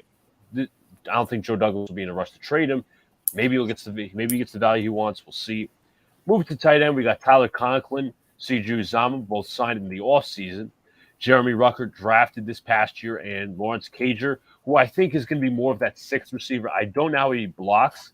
Obviously, I think that's something he has to work on, or I at least have to see. But I will. Look, is CJ going to be your third tight end? Oh, no, this is not a depth chart. It's about the 53-man roster. Uzama's probably the second tight end, but I think it goes hand to hand because I saw this yesterday. We'll be running a lot of two tight end sets. I love Uzomah. Because Uzama's a good sign. Uzama's the better blocker, but Conklin just has the breakaway speed. But Uzomah had big hands too. Joe Burrow and Uzomah had a great connection. Absolutely. And we move to the offensive line. As I said, Cager is going to be more of that sixth receiver because I don't know about his blocking yet. Again, maybe he's on the practice squad. I don't think he's officially been cut yet. He might have been. Moving to the offensive line, we got our 5 starters right here. Dwayne Brown, LaDainian Tomlinson. Laken Tomlinson, Connor McGovern, Elijah Vera Tucker at right guard and right tackle, George Fant. I have the Jets keeping 5 backup linemen, possibly 9 or 10 when it comes to the full scheme. Didn't McDermott tear his ACL? No, he didn't tear his ACL. He'll be out for a few weeks. Okay. McDermott, Feeney, backup guard and center. Herbig, a backup guard and center. Max Mitchell, rookie right tackle, mostly developmental. And Chuma Doga, who I suggested to Alex to trade for as a swing tackle. And he will say no. Moving to the defensive line, this is probably the biggest, toughest decisions you can think of. Quentin Williams, Carl Lawson, Solomon Thomas, and John Franklin Myers are your likely starters. Somebody, what's up? I said, Jesus Christ. Yeah, Thomas could be your starter at defensive tackle alongside Quentin Williams. It could be John Franklin Myers inside as well. You can get creative with this defensive line, how the depth really shows itself. Jermaine Johnson, rookie first rounder. Michael Clemens, rookie fourth rounder. He's going to have a big role because of how he played in the preseason. Nathan Shepard, previously signed this past year, also could be, as I said, factored in the starting defensive line, defensive tackle. He can stop the run. Jacob Martin, speedy edge rusher, more rotational than a starter. Bryce Huff, very impressive. As I mentioned, 10 pressures yesterday against the Giants offensive line. He is not a starter worthy, but he is very good as a depth piece and especially rotational. Sheldon Rankins, I got here down as well. Moving to the linebackers, I have C.J. Mosley and Quan Alexander as my starters, along with Quincy Williams. Marcel Harris, a safety converted to linebacker, also signed this past offseason, more like I think it was in May or June. Obviously a Salah product. You also have Jamie Sherwood at 2, drafted last year. No Hamza Nasruddin. I put him on the practice squad. He didn't really have an impressive preseason. You have DJ Reed at cornerback, Sauce Gardner, Michael Carter II. Those are your 3 starters. Bryce Hall, depth piece now. He was a starter last season. So was Brandon Eccles. Justin Hardy for special teams. Guidry, I'm surprised they cut because he would be your backup nickel corner. Moving to safety, we have LaMarcus Joyner, obviously re-signed this past offseason. Jordan Whitehead, a big thumper at safety. Will Parks and Jason Pinnock will back both of them up. Pinnock is a converted corner to safety, and they really like him a lot. They believe he'll be a starter as soon as next year. Kickers and punters, you have Greg Zerline and the overrated Braden Mann. Now moving to the practice squad. Long snapper? What's that? Long snapper? Oh, that's right. Well, it's Thomas Hennessy technically. I forgot about that. So I'll make do. I'll make the cut afterwards. So practice squad, you got Calvin Jackson, who made the game-winning touchdown yesterday. Tanzel Smart, very good defensive lineman, knows how to stop the run. He gets his nose in there, loves nose for the ball. Same with Jonathan Marshall, drafted last season.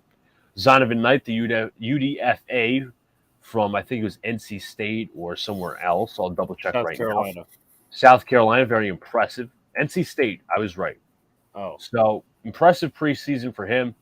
Obviously did not make a good impression to make the roster, in my opinion, or he'll be at least in the practice squad. They're not going to carry 4 running backs.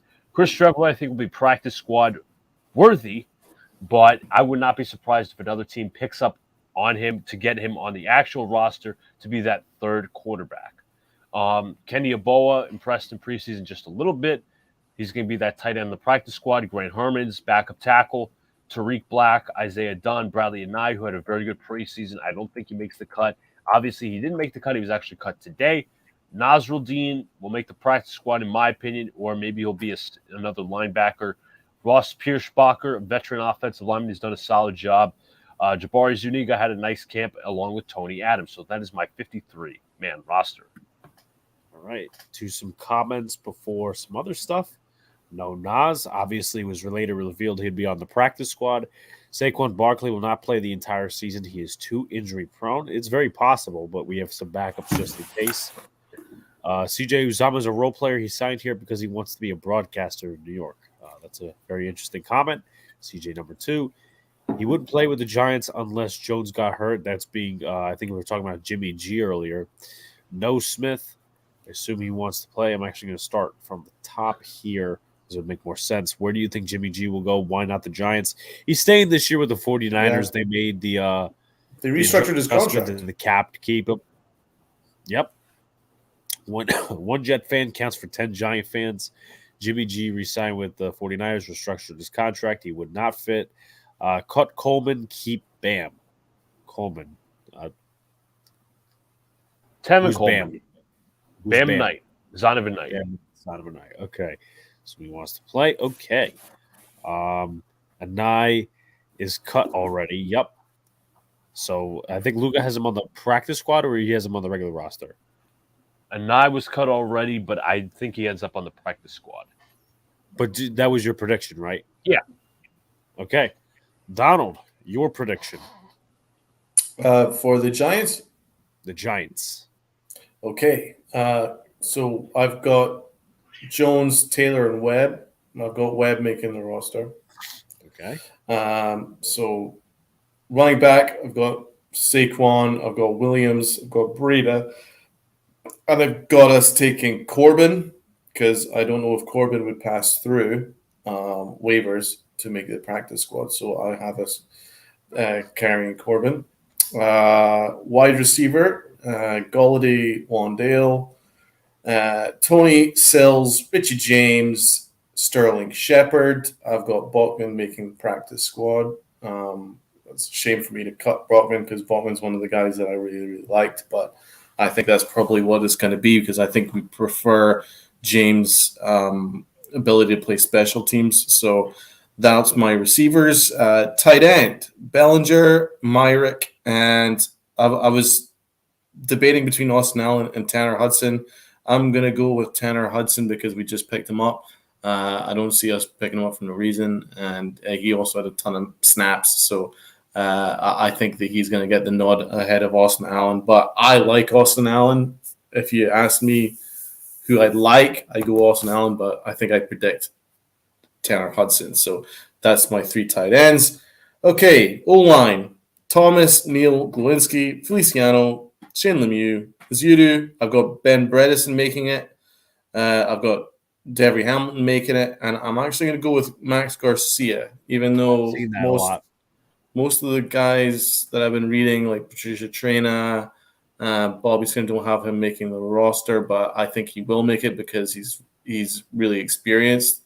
I think they'll probably edge for experience, but I think that he's going to make it, but he's going to be the most likely to be cut once a better option becomes available. So I've got Garcia making it. Okay. Now we move on to defense. So the defensive line, I've got Williams, I've got Lawrence, DJ Davidson. Another one, I'm actually going to go with Ellis because of his ability to play Wink system. I'm going to go with Ellis.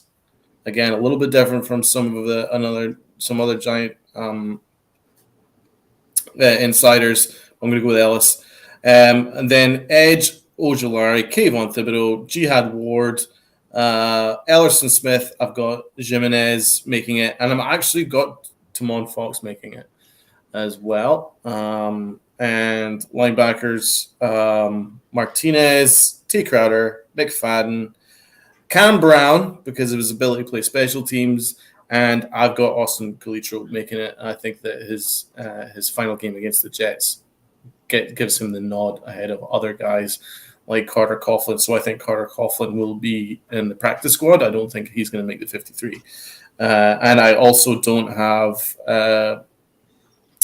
Roche making the 53 either. I think he's going to be cut.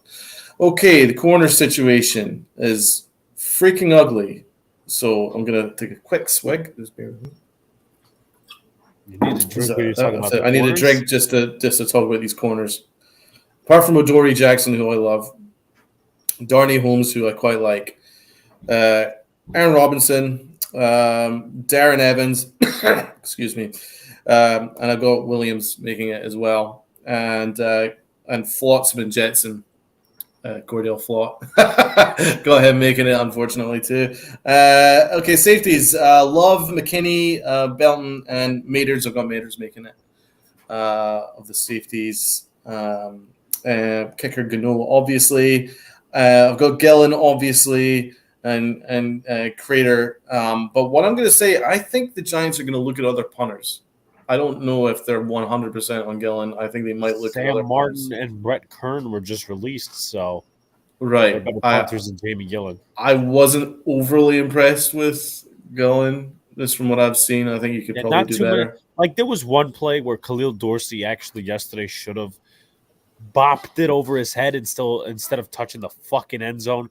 There was there was that play, but not overly impressed. Like, he doesn't have too much power. So Just final note. I've got Williams making the roster in order for him to be moved to the IR. I think it will be a strategic. I think they're going to carry him and then move him, and then that will free up a roster spot in the 53. I think they're going to do that. I have a question. And But Evans. I think Evans is going to get cut, and I think Garcia is going to be cut. So the guys that I've got making it, I think they're going to end up being cut anyway, a couple of them. But that's my 53 anyway. What I'm confused by is this. Rodarius Williams, they never put him on. Actually, I don't know. No, they never put him on PUP. No. He's been injured this entire preseason. Yeah. Why no move? Like, what's the deal there? Are they trying to? What are they trying to do? Cut him and then make trade value? Yeah, didn't he tore his ACL? Didn't he? He's coming back from that, but he's not played at all. Yeah. He's not practiced at all. It's really odd how they're doing it, but I think they're going to carry him in order for them to move him and free up a roster space. I think the Giants. I mean, even Dable said that Joe Shane's open for business. He actually used that terminology. I think he's going to be scouring the waiver wire and trade market in order to get some upgrades. So, yeah, that's my 53. All right. Evan says, who do you have as a surprise cut for the Giants? I have Austin Calitro considering his play this preseason. Oh, I've got him making it. Yeah, I mean, with the linebacker position, they could find better, but I right now have that same shit right now. Jacob says, nothing at the top of the second, fellas. Thank you for the update. He also says, you guys buying the Slayton rumors? I am buying the Slayton rumors, actually. Yeah, I think he's going to be traded or cut. All right, so let's get into mine. I was going to go. Oh, never mind. You were going to say something. No, I thought we were going to something else. Go ahead. I didn't mean to interrupt. So I put this video out a couple of days ago. I'll shake it out again. Let's see. Do you guys see it yet? You don't see it yet because it's not on the screen. Okay. So here is my offense. Daniel Jones and Tyrod Taylor. I think they'll keep Davis Webb on the practice squad.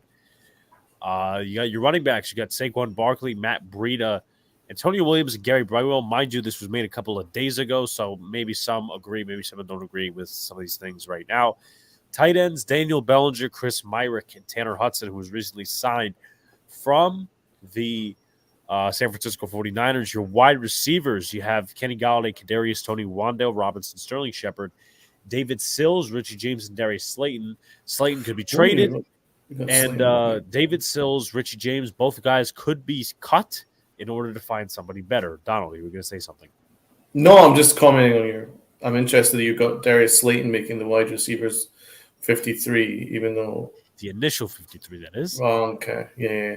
Offensive line, Andrew Thomas, Shane Lemieux, John Feliciano, Mark Lewinsky, Evan Neal, Josh Azudu, Devery Hamilton, Ben Bredesen, and Jameel Douglas. So you've got Jameel Douglas, and I've got Garcia. It's interesting. Yes.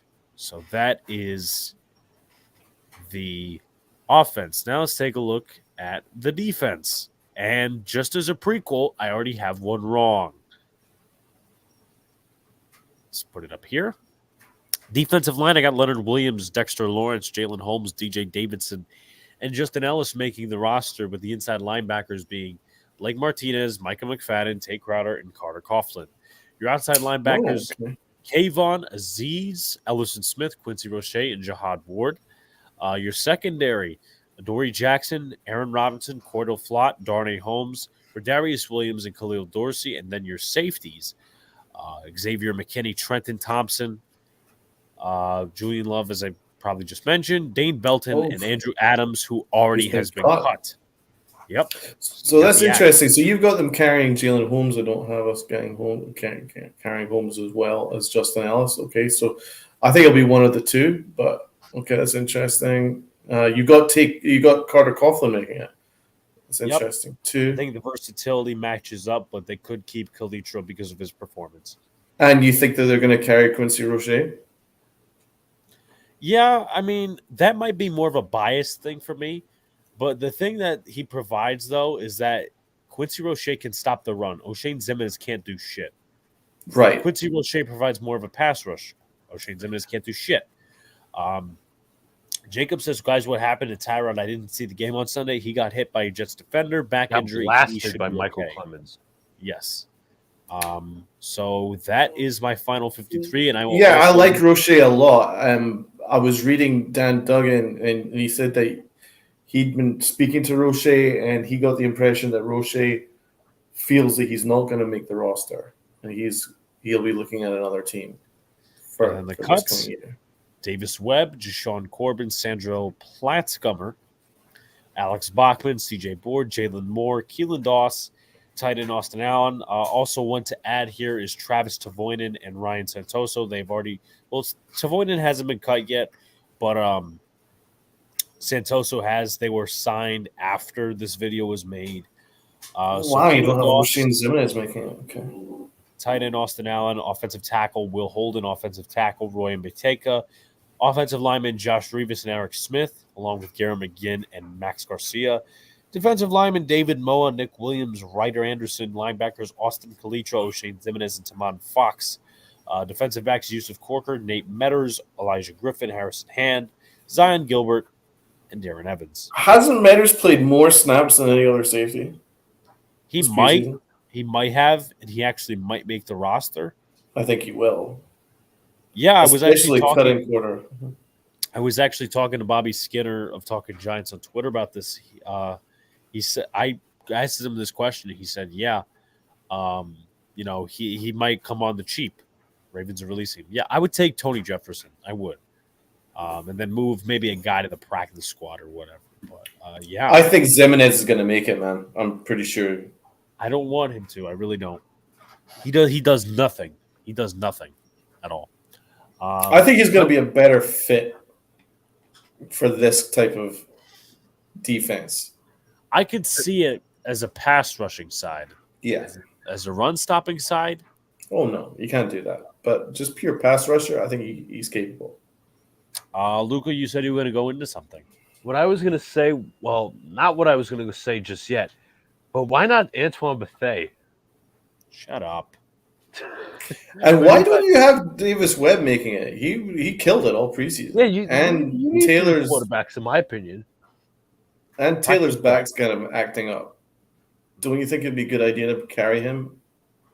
They may not. They may not. I'd be Because shocked. a lot of teams save that extra roster spot for a depth piece. I think Roche is more needed than O'Shane. Roche is better for what we need.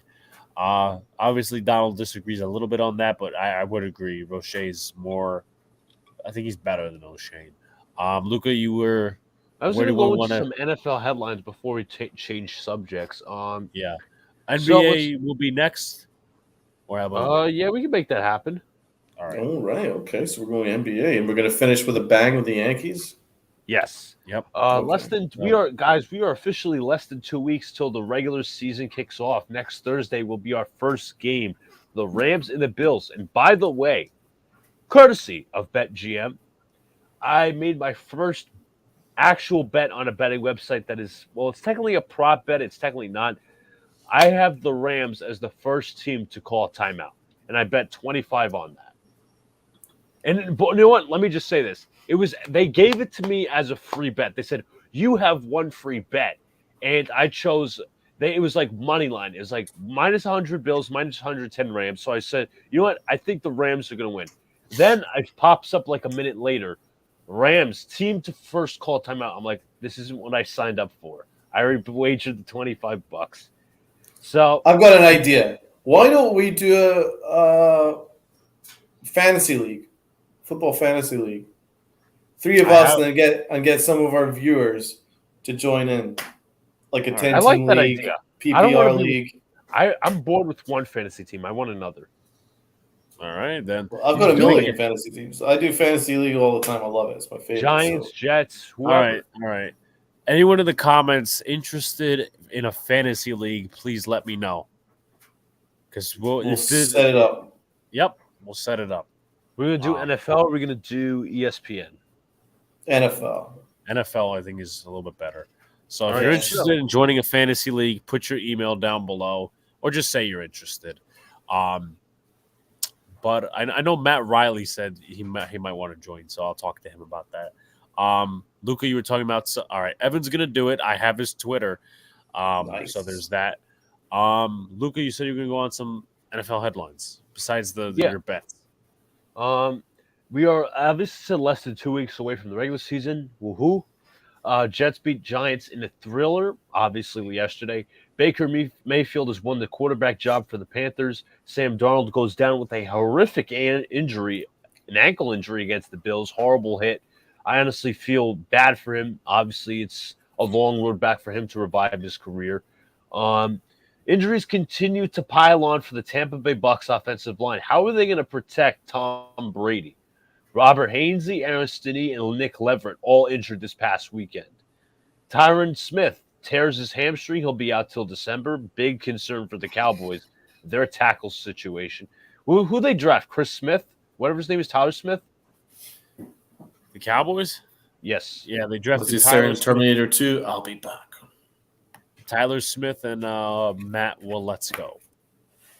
So their starting offensive line currently would be Terrence Steele, Zach Martin, Tyler Biotish, Connor McGovern, and not the Connor McGovern we have. There's two, actually.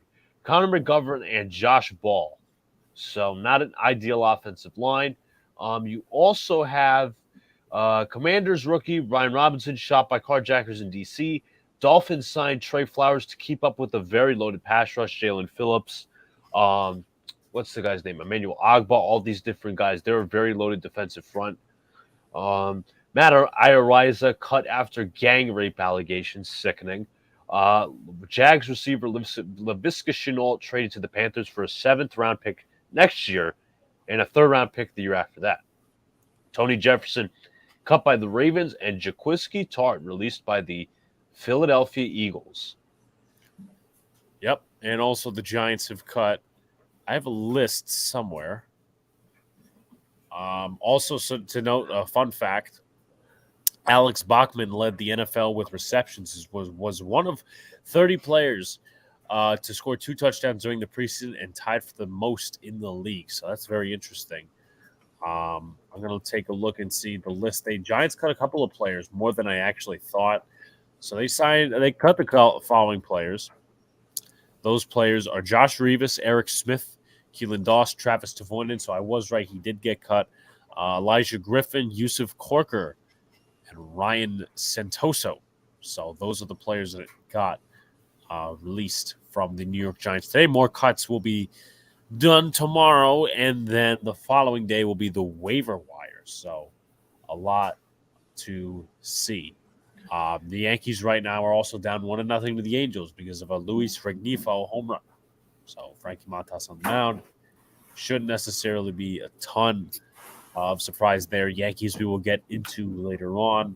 I can sort of sniff that Donald is back. When he comes back, I'm going to take a bathroom break, and then Luca will bounce into the NBA. I will be right back. Luca and Donald will have you covered. Questions? Please put them in. All right, guys, we're moving to basketball here, so I'm going to share my. Let's get the hat on. Yes, put on your Knicks hat, Donald, because I have something to show us all, which caught me by surprise the other day, and we're going to show it right here. What did you think?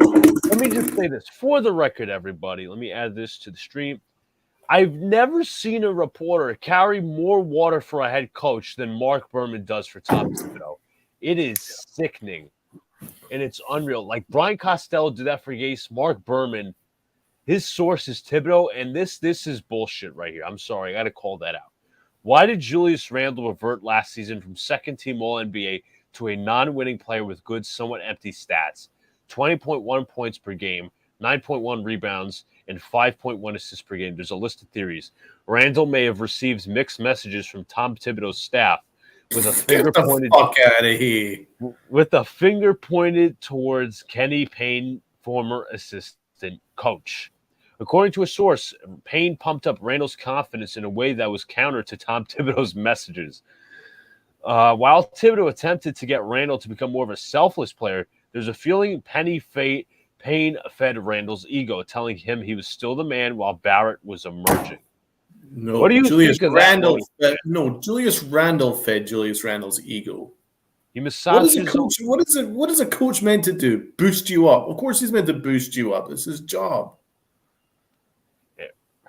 How about those whole that article was so pointless. Well, like why you gotta first of all, it's pointless. That's like looking for clicks at that point. And also to the point, as you said, Randall fed his own ego. He massaged his own ego. So it's completely pointless. Because he couldn't handle playing second fiddle to RJ Barrett. He couldn't handle not being the primary ball handler. And so he hogged the ball. And also, what was interesting about that article, there was absolutely zero mention about just the way that he slowed down the offense. Exactly. The offense went down to an absolute just like they were in quicksand. They were just sinking with Julius Randle as the primary ball handler because he would just dribble the shot clock out like James Harden, but without the ability. He would just dribble the shot clock out for 22 seconds. And then like he refused to work with Evan Fournier. He couldn't do it. He couldn't work with Kemba Walker. I'm not quite sure if there's a system where Julius Randle actually fits. I mean, obviously he was terrific 2 years ago. Don't get me wrong. A lot of it was to get his contract, which he got.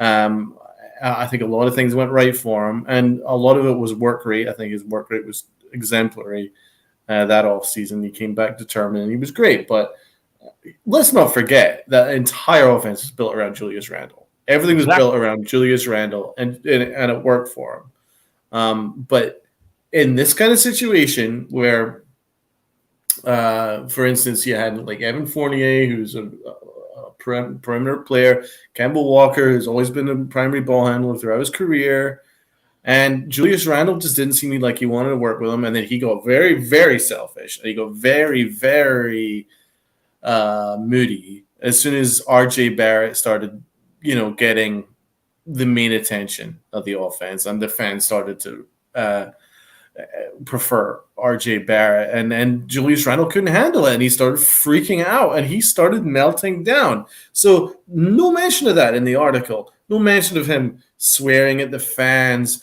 him just giving up on offense, giving up on defense. There was so many times where he would just kind of watch people on fast break. I saw it live. I saw it know. live against the Bulls. Ayo Dosunmu was driving in the paint, and he was just standing like this. I'm not a. He's like, who am I going to blame for this one? Because I'm not going to make any effort. I'll just blame one of the other players on that assignment that I should be covering. He was always looking for an excuse. The amount of times where he'd be already at the dugout by the time by the time the buzzer's gone. The buzzer's going, and he's already halfway down the dugout, like halfway down the clubhouse, tunnel. Halfway down the walkway. Yeah, he was done, man. So these kind of articles where it's like, why was it? It's all on Julius Randle, man. I mean, yeah, and partly Tim Thibodeau as well. Tom Thibodeau allowed this to happen. You're the head coach. If Tom Thibodeau, if that was real, right?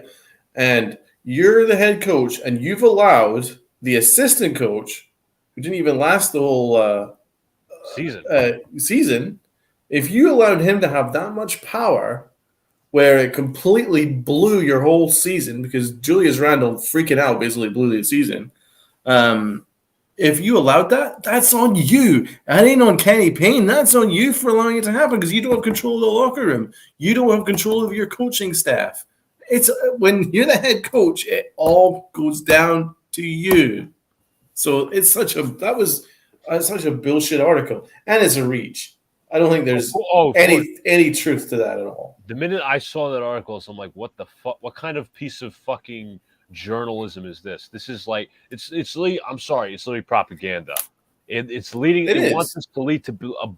It wants us to lead us. It wants us to believe something else other than the truth. I'm sorry. Yes, I think it's half truths. I don't deny that those sources that he contacted probably did say that Payne had a lot to do with Julius Randle and all that stuff. But the way I read it is Payne was just doing his job. Payne boosted his confidence to make Randall what he was 2 years ago. And he was probably hoping to do the same thing this year when things were going freaking sour. He thought, well, maybe if I freaking boost him up, then maybe Julius Randle will turn around and start playing for us. But no, he only started kind of playing as soon as the season was shot. That's when Julius Randle started making an effort again. It's ridiculous. Absolutely ridiculous. And he doesn't even stick with his true strength. Like, he had, if you look at the statistics, at every statistic possible, this, and this, something that sticks out from all the other statistics from his past seasons, I'm not going to say he was a godly, but an unreal perimeter shooter. He shot the ball well from three. But if you look at his other years, he wasn't that good. He was mostly a drive in the paint, post-up guy. That's who he was. And he's never stuck to that true strength because he somehow believes he's a really good three-point shooter. And he's not. I'm sorry. He's not. Just because you shot 40% from three one year doesn't mean you're going to do it the next. His inner strength has always been post-ups and driving in the paint. And we haven't seen that. In his New Orleans days, he was a post-up, drive into the paint player. Same with the Lakers. He wasn't sticking it from downtown. Let Evan Fournier do that. Mm-hmm. And I'm very skeptical of what's going to happen this season, in my opinion. I really am, because I don't know what to expect out of Julius Randle. I don't know what to expect out of this team. Sure, they got better with Jalen Brunson, but I'm just standing and waiting like this. Like, what am I supposed to expect? I think Randle has to go. I've been saying it, man. I've been saying it. I can't imagine a scenario where Julius Randle fits on this offense. I mean, okay, even if we don't acquire Donovan Mitchell, okay, RJ Barrett is a ball dominant player.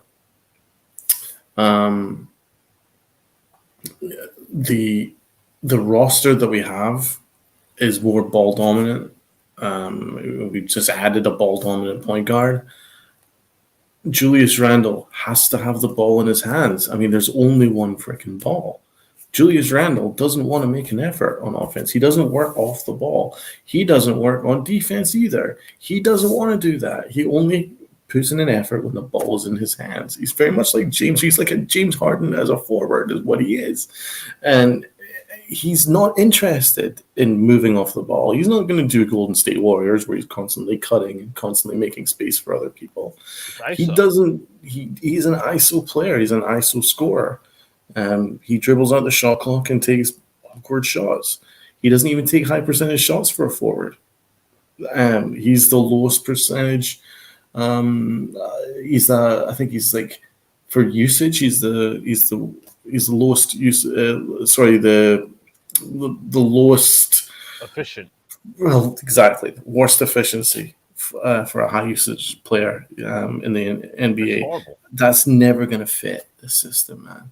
That's why I would prioritize moving him and keeping Obi Toppin. I think Obi Toppin could fit in this offense. Julius Randle doesn't.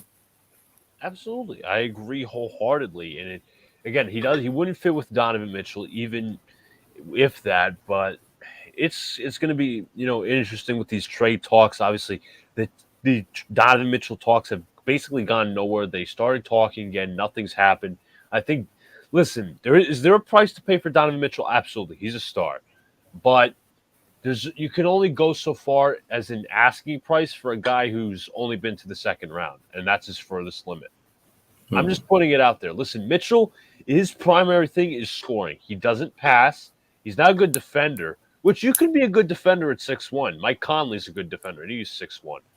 But obviously the risk with Donovan Mitchell. Obviously, it would be great to have him.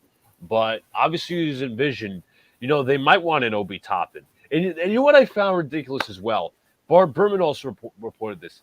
The Knicks don't want to attach picks to move his contract, as in Julius Randle. You're going to have to do that. I'm sorry. Exactly. He's got no value. Nobody wants him. There is no value. None whatsoever. It's like all those bad contracts we traded. Some people are saying, "Oh, there was a slight overreaction at draft time," but I know somebody was saying Kemba Walker was the hardest contract to move. I'm like, no, it wasn't, bro. $9 million next year for 1 fucking year. Could have just $9 cut him. million. I would have attached a pick and gotten rid of Julius Randle. And I then would take that as a win. and then there are people out there. There are people out there that go out there and say, "Oh, okay, he apparently is in better shape by the hype videos." Dude, I don't care about that. You could be in good shape, but is he really working on his game? Remember, people, he's a low IQ basketball player. He is not smart. I'm sorry, he's not. He's not a smart basketball player. He has no awareness. Again, as Donald said, he does not fit at all in this offense. It doesn't work. You know what's scary? As I said, Utah want nothing to do with him. I mean, they don't even have a forward. They don't even have a team, and they don't want anything to do with trading for Julius Randle as part of a Donovan Mitchell deal. They don't want him. And I saw some people like doing trades and the mock trades. Before I get to Jason's question, I don't want to be rude, but people were trading Obi Toppin and this guy and this guy and this guy. We'll make Rudy Gay our backup power forward. I'm like, Rudy Gay does not even get minutes for the Utah Jazz. Why would he get minutes for the Knicks? But honestly, overall, it's a word that I use often. There is more questions than answers with this team. Obviously, if you're starting point guard, I think he fits well. RJ Barrett, Evan Fournier, off the bench, hopefully. Quentin Grimes, a little more than a 3-and-D guy, but he's going to be a stickler in D. Mitchell Robinson, who knows where his offensive game is going to get better at. I know he's been working on his free throw shooting. Let that happen in the season. So, let me get to Jason's question. Jason says Brunson is being asked to do a whole lot of heavy lifting. Who's your best backup point guard? Fuck that Tibbs Randall drama. Let's go Hawks.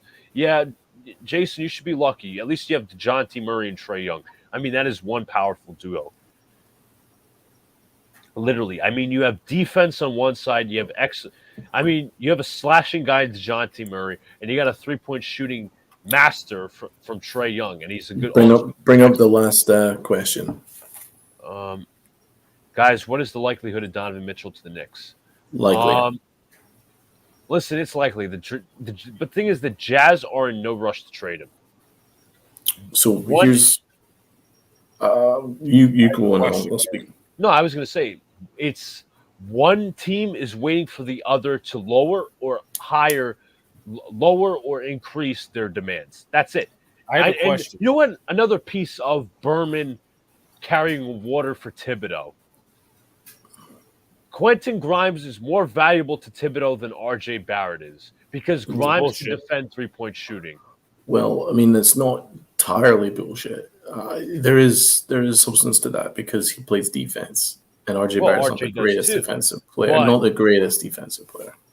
Also, but let me also say, are you seriously valuing a role player over your potential superstar player? Again, he could be a star, superstar, whatever you want to call it. No, but I know that Thibodeau loves Grimes.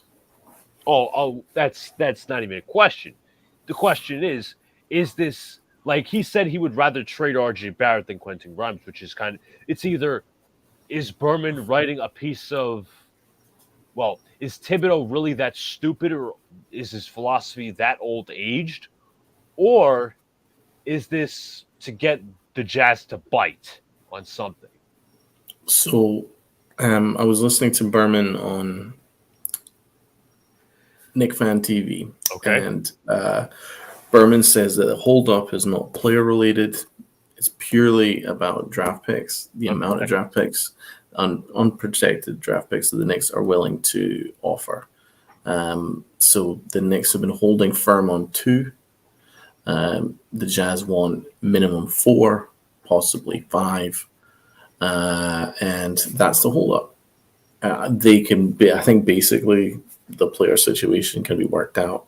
I don't think it's that much of a priority. The truth is the Knicks value their players a lot more than the Jazz value the Knicks players. The Jazz do not really value much of the Knicks roster. Let's call it what it is. It's right. We're Knicks fans. You're absolutely right. We're Knicks fans. We overrated our guys. Okay, we overrate everyone. We're even overrating RJ Barrett, and I like RJ Barrett a lot. And RJ Barrett's really talented, but we're overrating him. I mean, he's never going to be Donovan Mitchell. Never, ever, not in a million years. Let's be gone. I'm sorry, you're going to shoot me, hate me for this saying that, but it's the truth. So, the Jazz don't really value what the Knicks have as terms of players. They want to go scorched earth and have a whole ton of draft picks unprotected, and that's the holdup. If the Knicks can compromise, the deal gets done. See, my thing is Jacob, if he feels Donovan is better than RJ Mitchell trade. Thing is, though, what's the ceiling of that team? What is this? Like, you're essentially putting Donovan Mitchell in the same situation he was in Utah. Like, there's no co-star around him. You have role players at their places. You're essentially putting him in the same place. That's why I have a problem trading RJ Barrett. You know, obviously he's the franchise cornerstone. You honestly want him to be untouchable, but you are basically committing the Jazz's mistake for not building around him properly and sticking the Rudy Gobert thing. Here's oh yes, of course, yeah. Yes, because I know Luka loves when I come in and talk basketball. Please do it more often, Alex. Well, can Don, and I'm not trying to force this on Donovan Mitchell, but can he say something to where, like, look, it goes up to Danny Ainge or whoever, look, if you don't lower your package for the Knicks and I don't get traded there by the regular season, I will sit out. Like, I know they're going to lose him eventually, but can't he, like, say some of that to get this going a little bit more? He can request a trade. He hasn't done that yet. He hasn't. Well, I mean, He hasn't done it. Does that even ready the process, though? Because he kind of knows he's getting traded? It really doesn't. It just makes it more apparent that the trade's going to happen. But no, I know. I'm just saying because, like, couldn't he say something to Ainge, like, lower your offer, I'm sitting out? That's a good point. What do you have to say about that? I part of me actually wishes that he would demand a trade, but he's a pro. He's not willing to do it. I think probably behind the scenes he's probably expressed his wish, but I think he has all the respect for Utah. He doesn't want to do that. He's a pro. He's a pro's pro. He's not going to do that. But if for the Knicks standpoint, if he just held out and said, "I want to move to the Knicks," it would make things a hell of a lot easier. Yeah, Larry just James. I've never seen him in the chat. Welcome, Larry. Appreciate you being here. Yeah. Mitchell's not the type of dude to sit out. Exactly what Donald just said. Anthony Edwards is asleep for MVP next year. I agree. Personally, I agree. I think that kid's going to skyrocket. Maybe Tibbs believes he can develop. I don't think so, man. Listen, I like Grimes a lot, but I don't think his ceiling's going to be star worthy. Again, there's a lot of comparisons to Danny Green. Maybe he could do a little more, but he just doesn't speak star to me. Jason's spot on. This is a lot about Danny Ainge's ego. Oh, yes, it is. Danny Ainge pretty much always has been a scumbag going back decades, so I'm not all surprised he's trying to hold up the Knicks in a Mitchell trade, making all the shit drawn out. You know what the thing is also? If he keeps dragging this out, the lower the trade value is. In my opinion. He's tried a number of teams, fake teams that aren't involved in the process, and he bringing them up to the media, leaking them. Like, for instance, Cleveland. Yeah, he's negotiating to the media.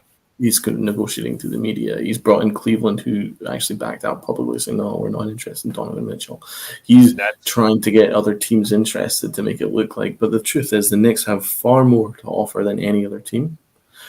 But the Knicks shouldn't rest on their laurels, because Donovan Mitchell is that good. I'm all on board. They have to make this happen, as far as I'm concerned. Now, this is where you and me differ. They have to make this happen. If they don't, then I don't have much hope for much of a future.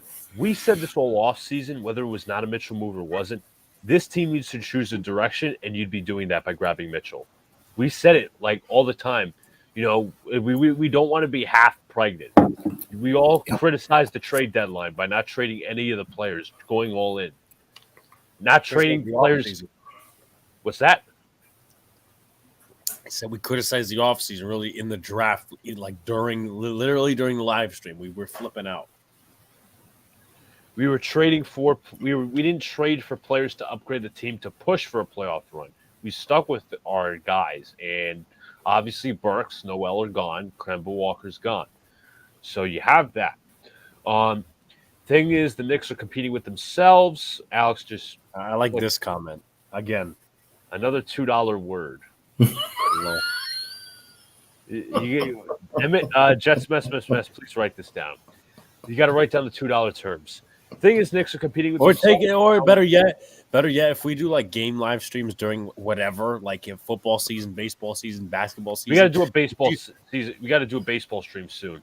No, I know that's definitely in there. But like, instead of being like a $2 word, take a drink every time Donald says half pregnant. Yeah, you got to write down. You got to do like a bingo card. I like that. We should talk. Donald $2 words. And it could be Donald $2 words. It could be my $2 words. Like Alex says, I say mantra a lot. Anomaly, epitome. Preface. What's that? Preface. With that being Alex's said, preface. That being said, Thing is, Knicks are competing with themselves right now in regard to the. Oh, that you know what? You know what another part of the card should be?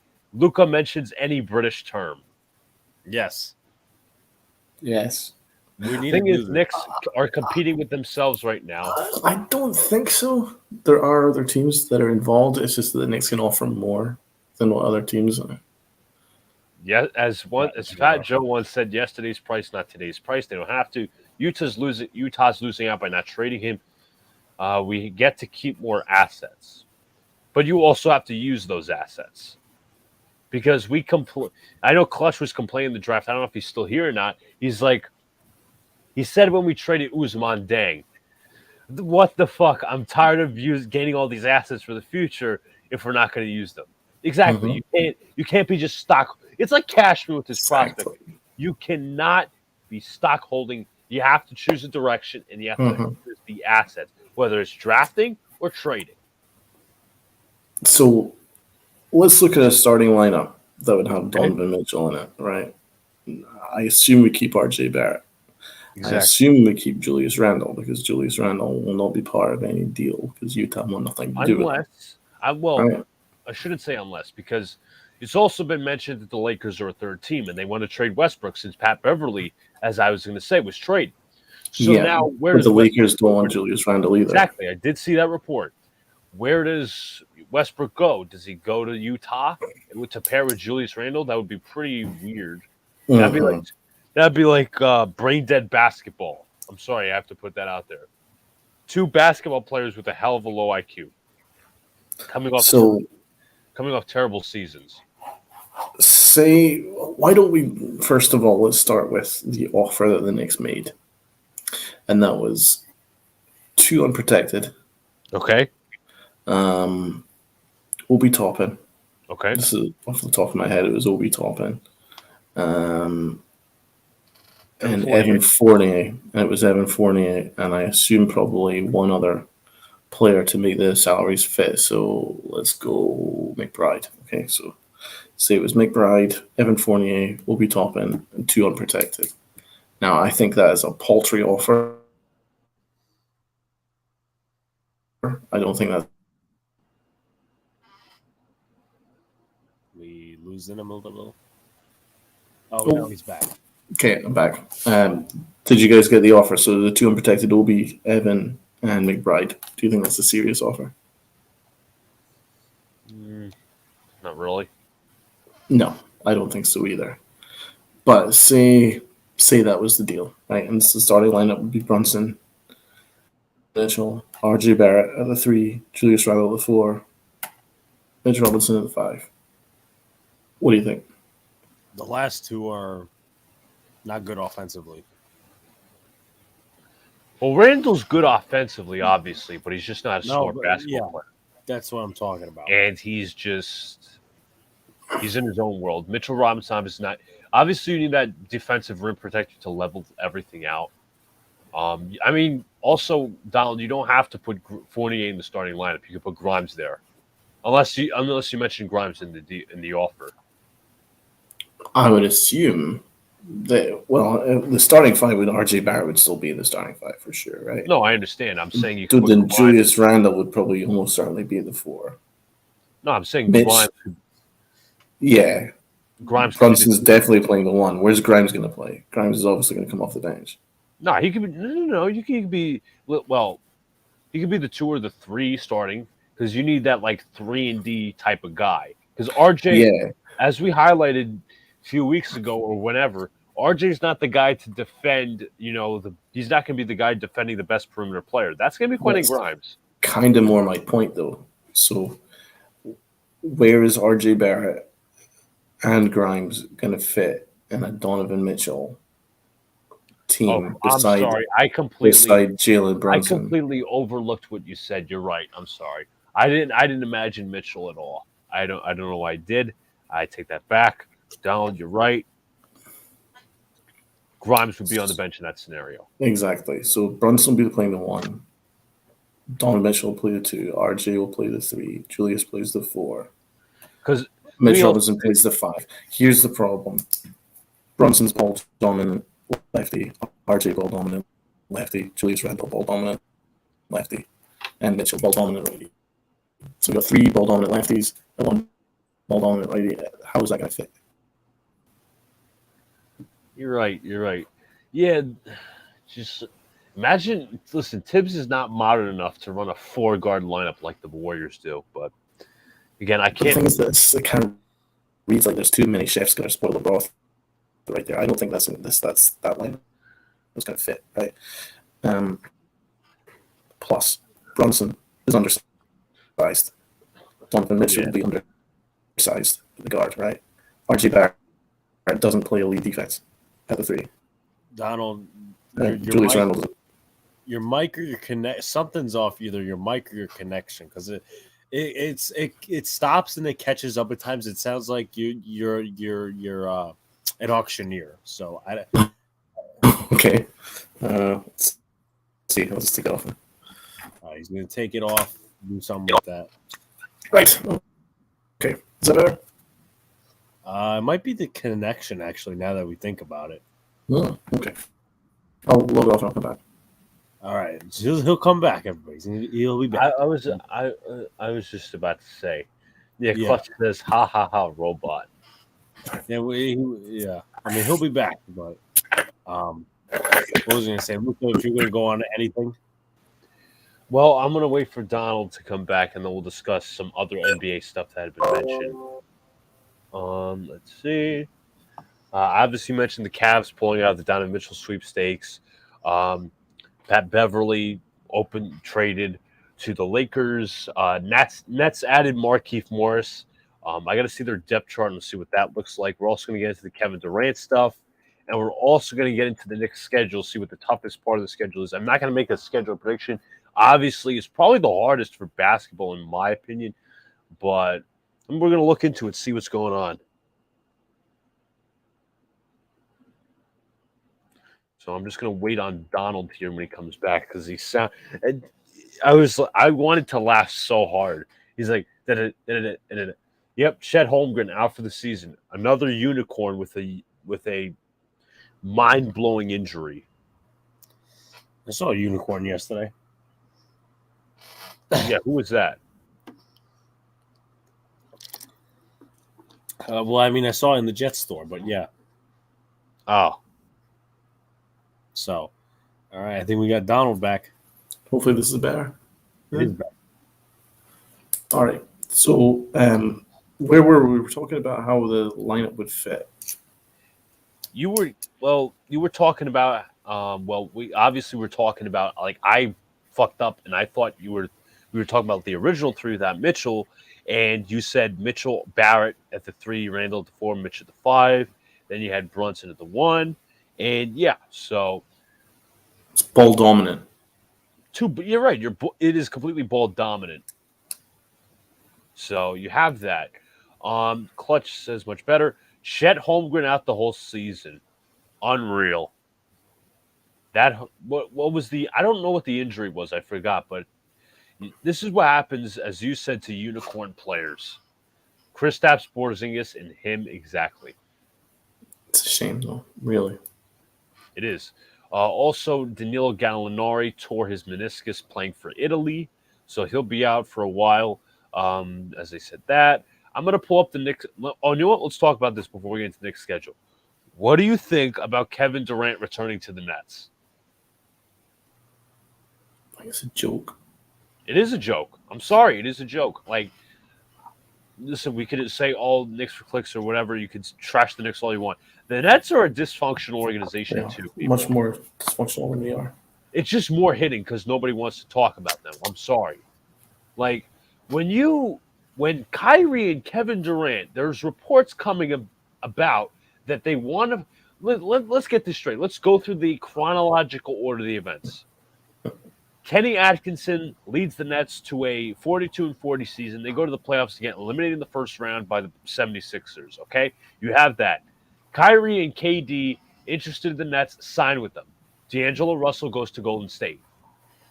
Months later, Kevin Durant also brings along his friend DeAndre Jordan from the Knicks, technically, because that's who we played for when it was the half season, it was the whole KP trade. So you have that. The Durant, obviously, they're brought along. Kevin Durant starts getting pissed when Kenny Atkinson starts starting Jared Allen over DeAndre Jordan at center, which, by the way, is the right move, considering where those two are right now. Jared Allen is an all-star center. DeAndre Jordan is way past his prime. You have that. And then Kenny Atkinson gets fired. Kyrie and KD suddenly have the power to fire him and get him fired by Sean Marks and Joe Tsai. You have that.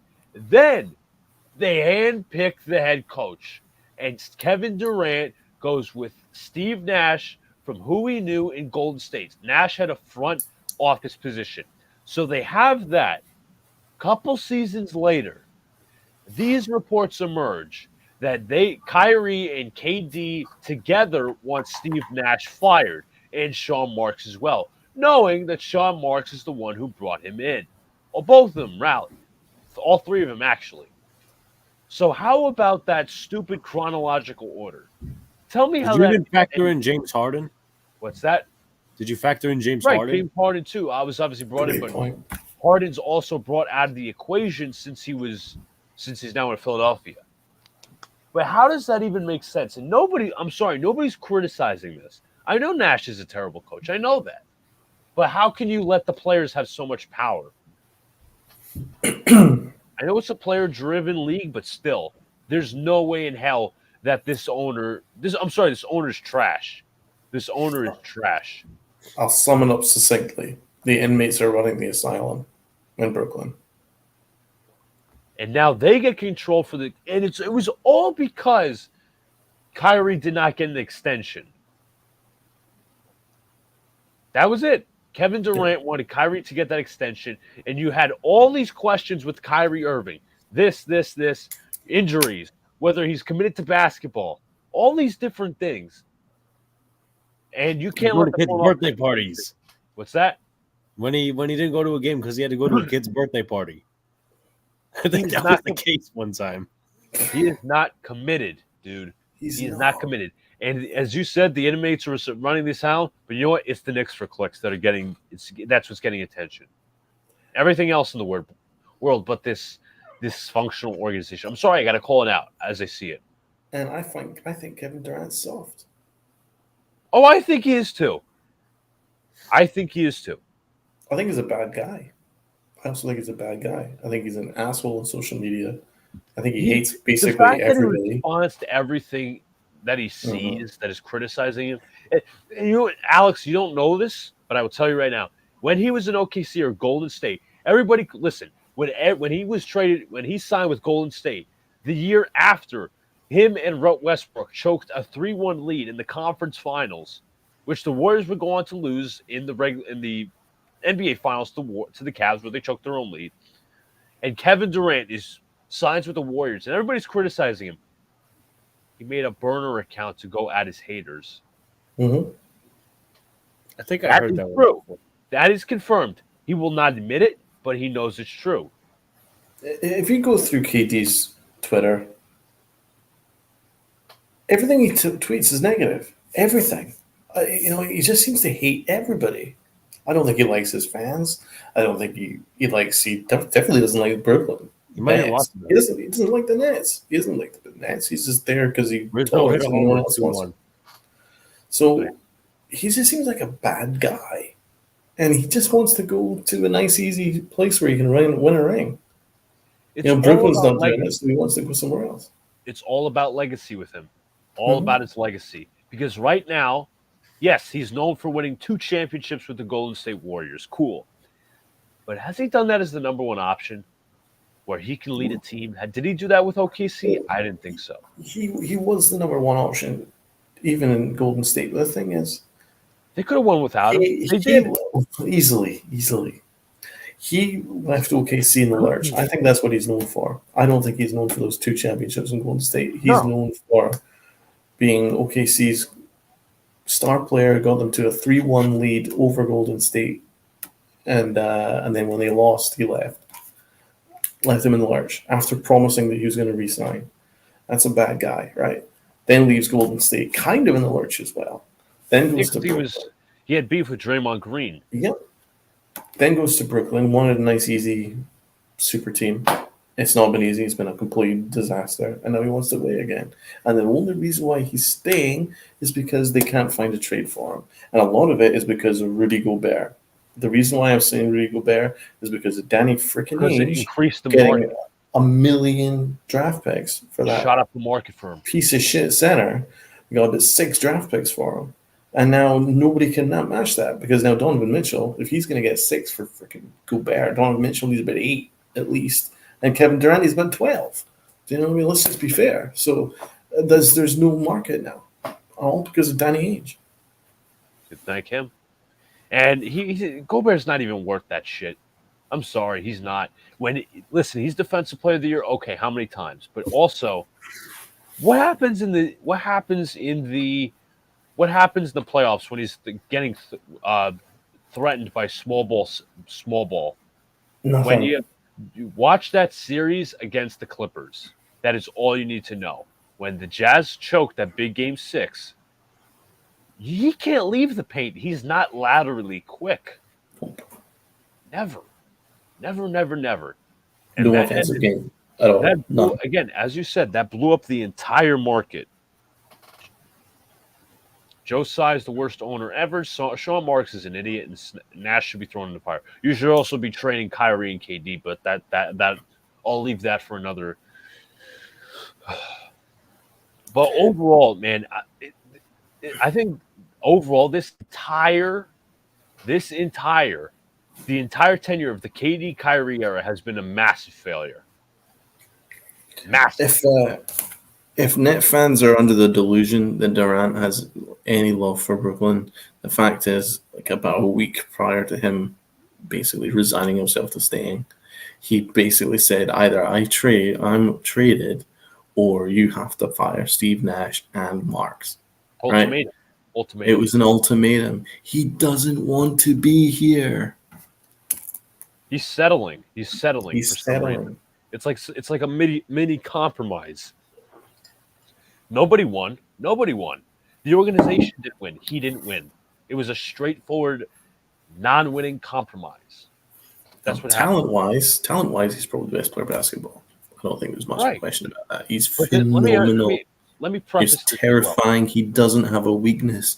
He is like the Terminator. He is indestructible, but he's an asshole. Let me ask this for the Net fans out there. Does anybody remember how that Boston series came about and how it ended? Simple. Kyrie and KD showed up. Who was their best player? It was Bruce Brown. Bruce Brown was literally their best player. He was freaking Draymond out there. He was great. Durant and Kyrie were slowed down that series.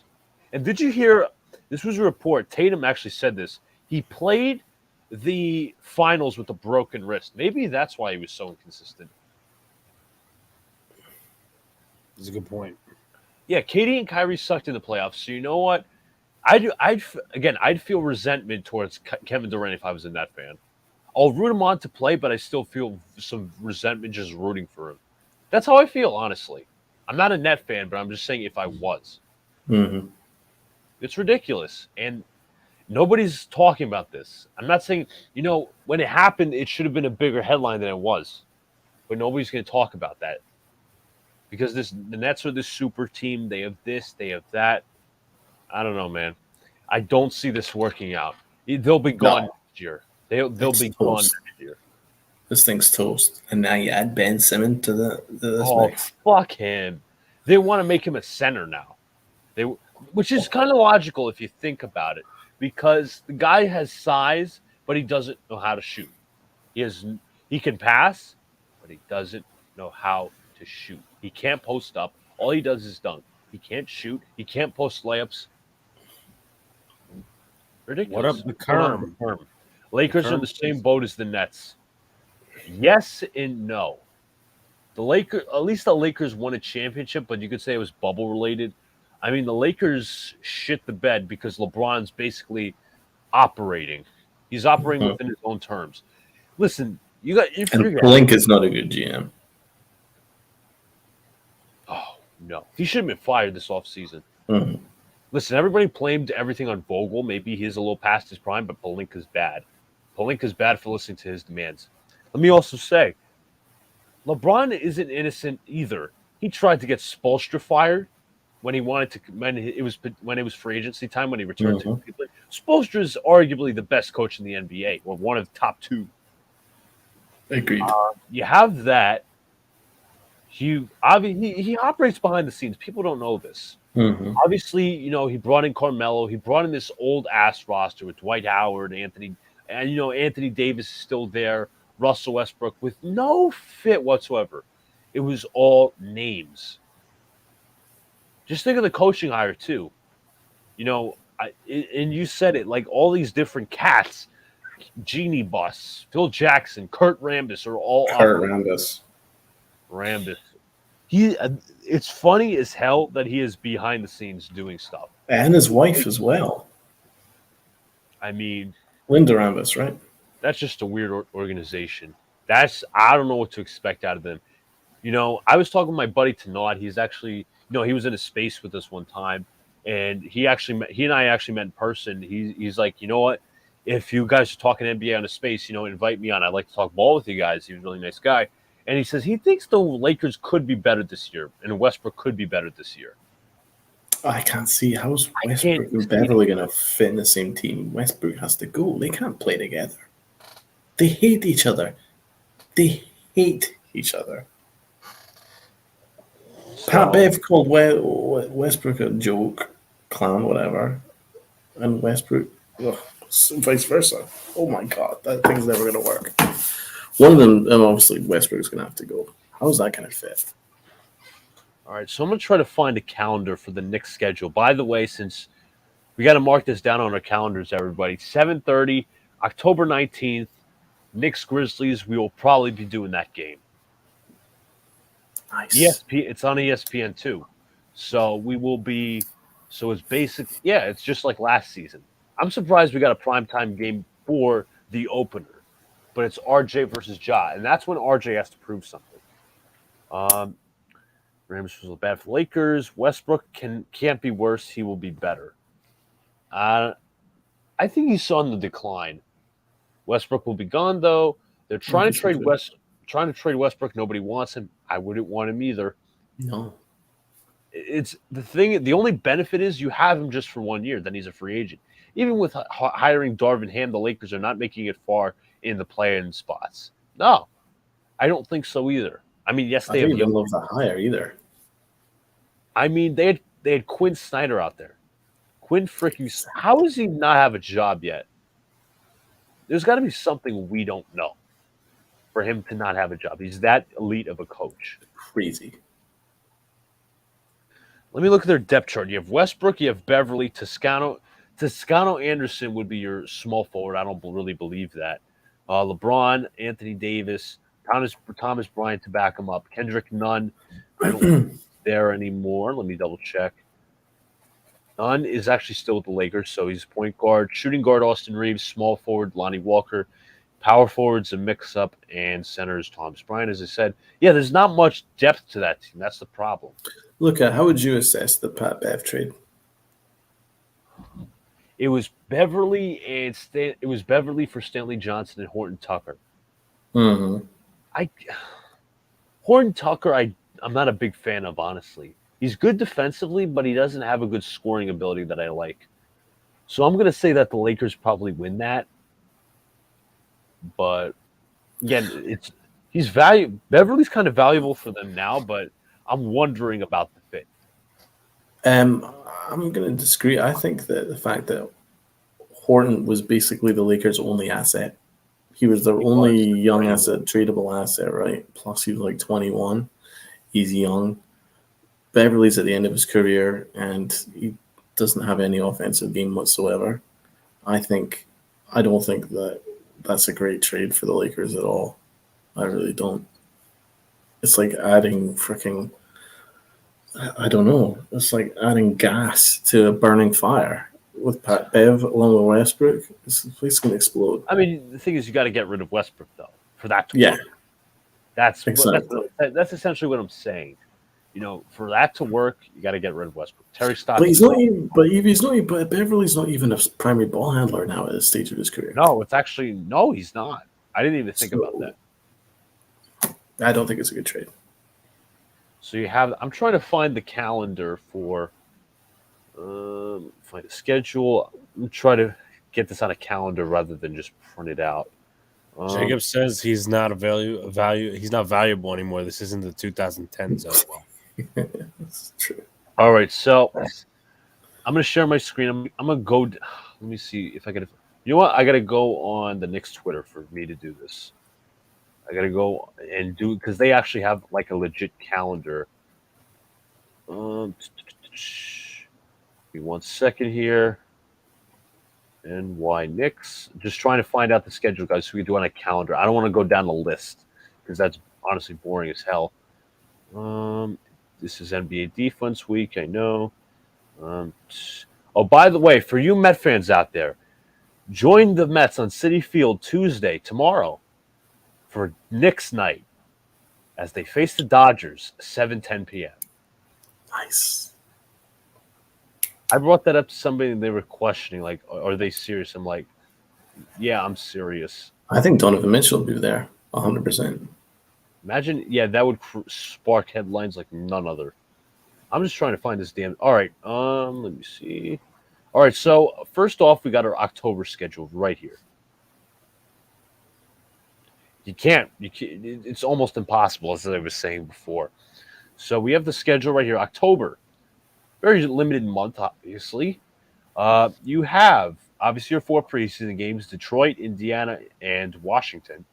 We open up away against Memphis. In Memphis, a very tough matchup for a team we are facing that went to the conference finals last year, Western Conference Finals. Very tough matchup, very good defense, elite coach. I think Taylor Jenkins very underrated. John Morant, Desmond Bain, Jaren Jackson, a lot of young cats. Then you move to Detroit. Detroit, I think, is going to be a low-key fun team this year, but I don't think they're going to be good. You obviously have Jaden Ivey, Cade Cunningham.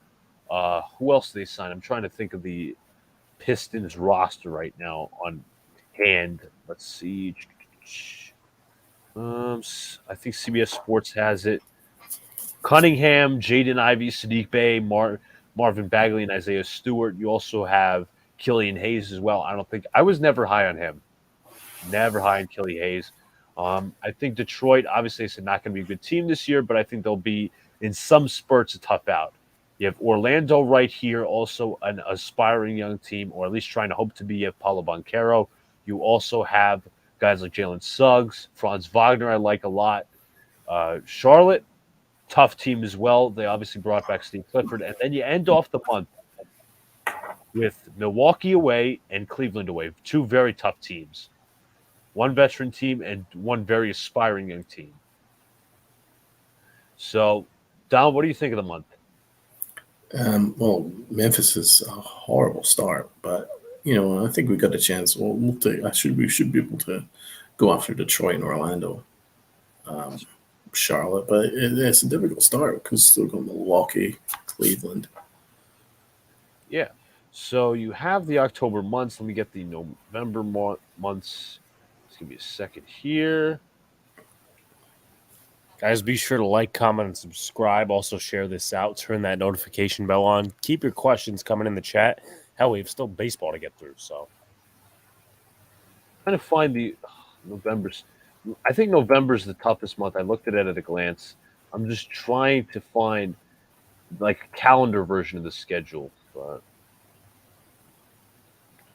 you know what? I'll just read it off the list. I just might have to. So let's get to our Knicks season schedule for the rest of the months.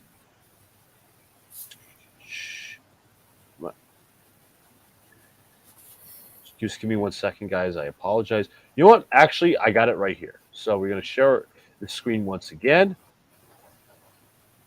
I am the man. Barrett just got an extension, guys. did he? Thank you. I got to check that out. Some breaking news. Yeah, Okay. 4 years, 120 million. RJ Barrett. Wow. Breaking news, everybody. RJ Barrett gets a 4-year extension that could be up to worth $120 million. The Knicks have cashed in. That's 30 per year. That's a lot. That's a lot for him. Oh my God, the money situation now. Now you have Brunson making $26 million. Thank you, Rob, for breaking that. Good job, Rob. Jaren Jackson got hurt at the beginning of the year, so you have that. All right. Well, Evan's right. I guess you know where they stand on him now. Yeah. Good point. Oh yeah, they're all in on him. I am too. Let me just type something. No, I'll wait for that. So go to November. So, how the hell, if they make a Donovan Mitchell trade, they're not going to have any maneuverability. They're going to be out in the capped cap. because you have Fournier, you have Randall, you have Rose making a decent amount of money. You have Mitch. You have almost the entire starting lineup. You know what? There is a starting lineup where they're making a good chunk of money.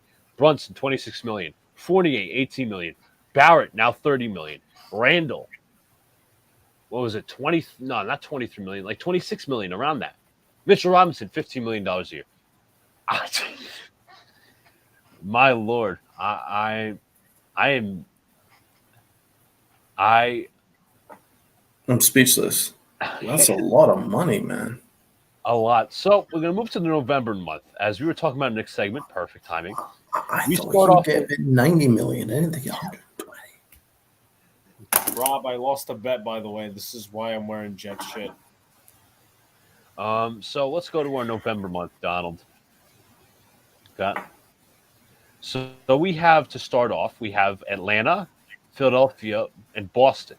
Atlanta, very tough team. Obviously, they just added DeJounte Murray, home game. That's not going to be an easy one. Away in Philly, you got the 3 trio of Maxey, Harden, and Embiid.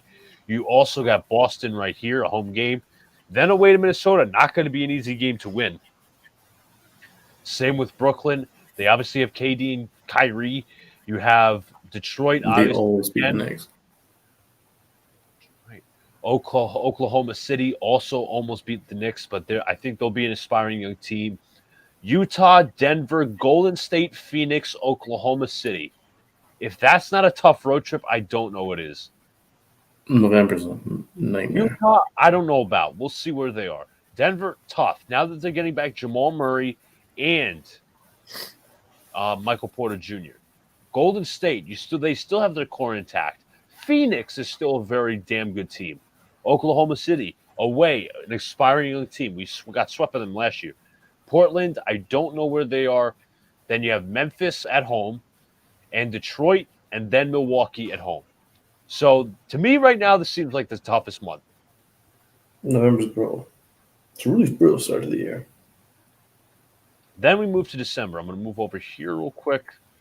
You start off with Dallas, Cleveland, and Atlanta. A little 3-game homestand. Well, Dallas, we have a good record against Dallas. Yeah, we're usually good against Dallas no matter who they are. I'm sorry, it wasn't It wasn't Memphis that got to conference finals. It was Dallas. Excuse me, my error. Cleveland, very young team, very aspiring. Same with Atlanta. Charlotte, away game. Sacramento. Then you got Chicago for a doubleheader. I should say back to back. A few of those in the schedule. Chicago here, Chicago there. Very aspiring. I think they're still going to be a very good team. Indiana away, so that's your Midwest road trip. Indiana's going to be a very interesting team this year with how young they are. Obviously, you have Buddy Hield, you have Chris Duarte, a lot of good, and also our guy Benedict Matheron. So very interesting. Mm-hmm. Also got Halliburton, so leave that to chance. I'm surprised they haven't traded Miles Turner yet. I don't know what he's going to get on the market, but then you have a little 4-game home set. We have our Christmas game against Philly, Golden State, Toronto, Chicago, Philadelphia. That is another tough homestand. You got to take at least, in my opinion, possibly 2. I think we could take Chicago. I think we could take Toronto. Golden State, Philly, I don't think you could take either or. Then you have Dallas and Sacramento, your little Texas road trip to end off the year. You know what I hate? I'm sorry. This is basketball related, by the way. Wojnarowski was the one who broke it, right? Yes. NBA trade report sources: R.J. Barrett is finalizing a 4-year rookie extension that could be worth up to $120 million. It wasn't just credit fucking Wojnarowski. Stop trying to be your own independent shit. Just like NFL trade rumors. Just like NFL trade rumors. Go ahead. All right, so we are going to start off the 2023 season with Phoenix and San Antonio. Phoenix, a very tough game. Also an afternoon game at home. San Antonio. Then you got Toronto on the road in Canada. Then you come back for a 2-game homestand against Milwaukee and Indiana, Washington, and then Detroit. Then you have Toronto and Washington again, Atlanta, Cleveland, Boston, Brooklyn, and then you have the Lakers. So far, in my opinion, this might be the easiest month. That's, to me, Donald, so far, this is giving me vibes of it's going to be a very tough start. Then you have to rebound by winning these games and winning these months. Do you agree? Mm-hmm. Definitely. December's doable. December gets us back in the hunt. January is also, as I said, much easier. February, got the All-Star break in there. Home against Miami, home against the Clippers, and home against Philly. That's another tough 3-game stand. Obviously, you have Kawhi Leonard coming back. Paul George, obviously, still there as well. You also have John Wall being the starting point guard. I think he'll be a valuable asset. I don't think he'll be, Washington John Wall, but he'll be valuable. Orlando and Philly, a little road trip there. Utah, then Brooklyn. And then you have Atlanta. Then you have the All-Star break. Then you end off with Washington, New Orleans, and Boston. So that's another doable month. December, January, February, all.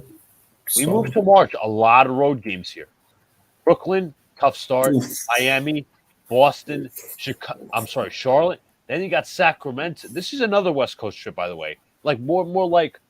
More West Coast, more across California. Sacramento, Los Angeles again, and Portland. So that is another tough stretch for the New York Knicks. Then you have Denver and Minnesota at home, 2 very good teams.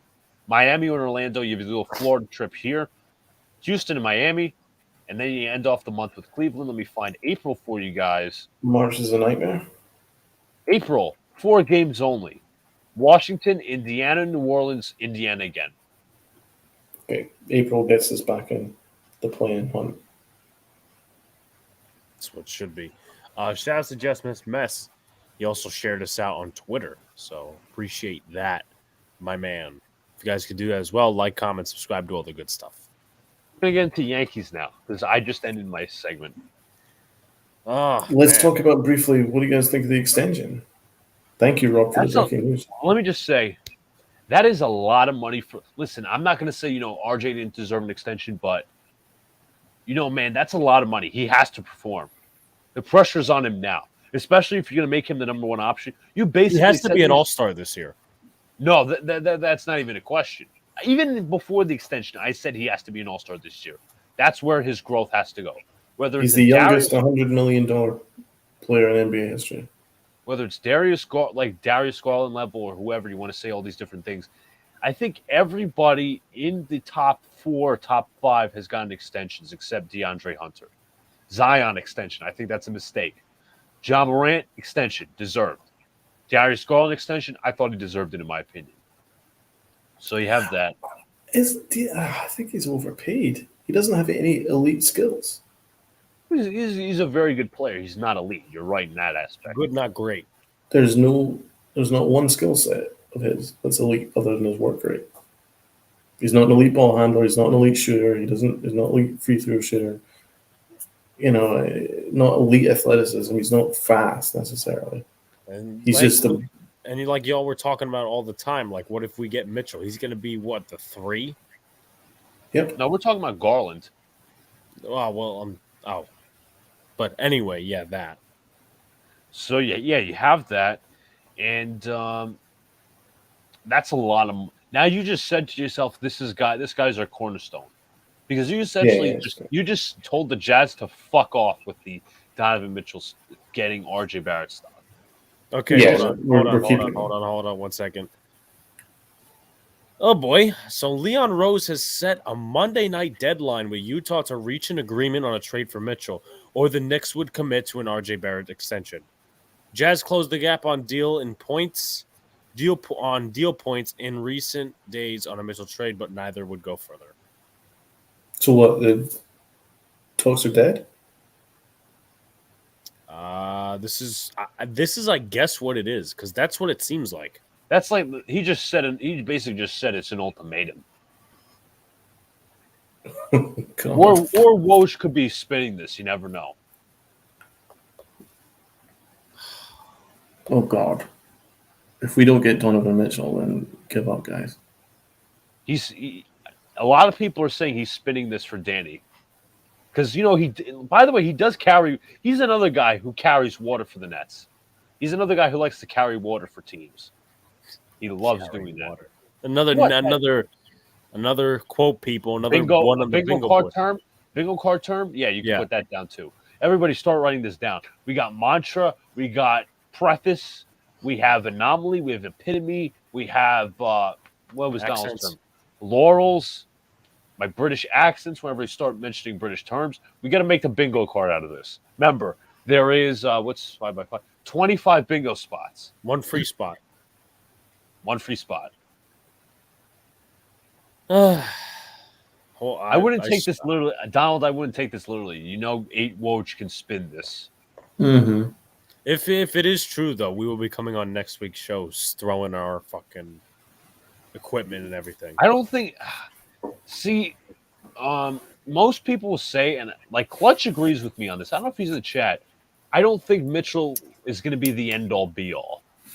Like, this season was never about Donovan Mitchell. This season's about RJ Barrett getting to that all-star status. That's how I see it. But my question is, if not now, when? Listen, you're right on that. You're right on that, because there's no other star out there. Exactly. Durant's never going to come here. Never, ever. Fuck that guy. Never. No, but even if he did. No. I understand where you're going. It's like, we had all these pipe dreams about Devin Booker and Giannis, all these different guys. Oh, Booker knows CAA. I don't know, man. It's shot. The only chance we have is Donovan Mitchell. And it's official. The Charlie Ward curse is now broken. Okay. Well, I still think we've overpaid for him. So he proves it, yeah. Yankees tied with the Angels. All right. Are we ready for baseball? Yep, to wrap it up, yeah. I mean, Donald, your thoughts on the Yankees the last 2 days? They were hot a little bit, but they lost the last 2 games to the Athletics with no offense. Yeah, I've been thinking about this because this is the 3rd straight year that the Yankees have melted down post All-Star break. So I'm going to bring it to you guys first of all. Okay. What do you think is the reason why post All-Star break they start to collapse? What do you think that, because I've read some things that maybe there's a locker room issue, Maybe it's an Aaron Boone issue. Maybe it's a front office issue. What was you pinpoint? I would say locker room and Aaron Boone type thing. There's no consistency with the lineup. That's for fucking sure. Oh, Jesus. So yeah, That's number for one. fucking sure. I personally think the front office wants to take these days off. They're satisfied. They're complacent. Here's my thing though, and this is like the central question of this whole conversation. Mhm. I have notes on this. I gotta find out. We're literally at this. Take away first place. This is literally 2021. Is Boone a puppet or is he Exactly. managing? Is Boone a puppet or is he managing? Like, are these his decisions or is he back to the puppet shit again? Because he said he wanted more control. Is this his control or is it not? And also the fact, like, I haven't been keeping track like I've usually been. Why did we get Anthony Banda? Why are we going out and get Luke Bard? Like, what the hell's happening to the bullpen? Bullpen sharp. So I think this year, and I think it's probably the same last year and the year before, I think it filters down to the locker room that the Yankees' priority is no longer these games. They're already looking ahead to October. And I think that filters down to the locker room. And I think the locker room are like, well, August, I'm kind of tired. I don't know who this Angels pitcher is, man. I honestly think that pre-All-Star break, they were on a charge, right? They were like, we have to win, right? But now I think that They're in the back. Now they're in the back. Yeah, and I think that they're coasting. They don't have the foot on the fucking gas. They're all looking ahead to 2 months down the line. And when they start doing that, you're missing what's going on right now. And I think it's I think the locker room have picked up on certain things as well. Like, for instance, the way they treated Marinaccio. I'm pretty convinced they didn't agree with it. And you look at the way that they treated Aaron Hicks. Otani, it's a homer off Montas. It's not 4-2. The way they treated, for instance, Aaron Hicks, who basically has a lifetime contract. He's had one hit in about 2 months, right? Marwin Gonzalez has had one hit in the last 2 months. Yeah, they get, they may get to stay in the roster no matter what, but Florial gets treated like dirt, And I don't think I don't think everyone's treated the same. I don't think it's a meritocracy. And I honestly think that filters down to the locker room. And I think the locker room they have to have been upset with the way the Marinaccio was sent down, despite being a key member of our bullpen. And Clark Schmidt, another brought back up, yeah. But honestly, I think all these things kind of add up because I don't think our locker room's stupid. We've got some smart veterans there, and they're probably wondering, well, how much do they prioritize winning when they're always more focused on service time? So, I think it's a bunch of things. I think that the way that they've managed, basically since the All-Star break. Remember the first series after the All-Star break is the Astros. We had Herman. It was his very first start back.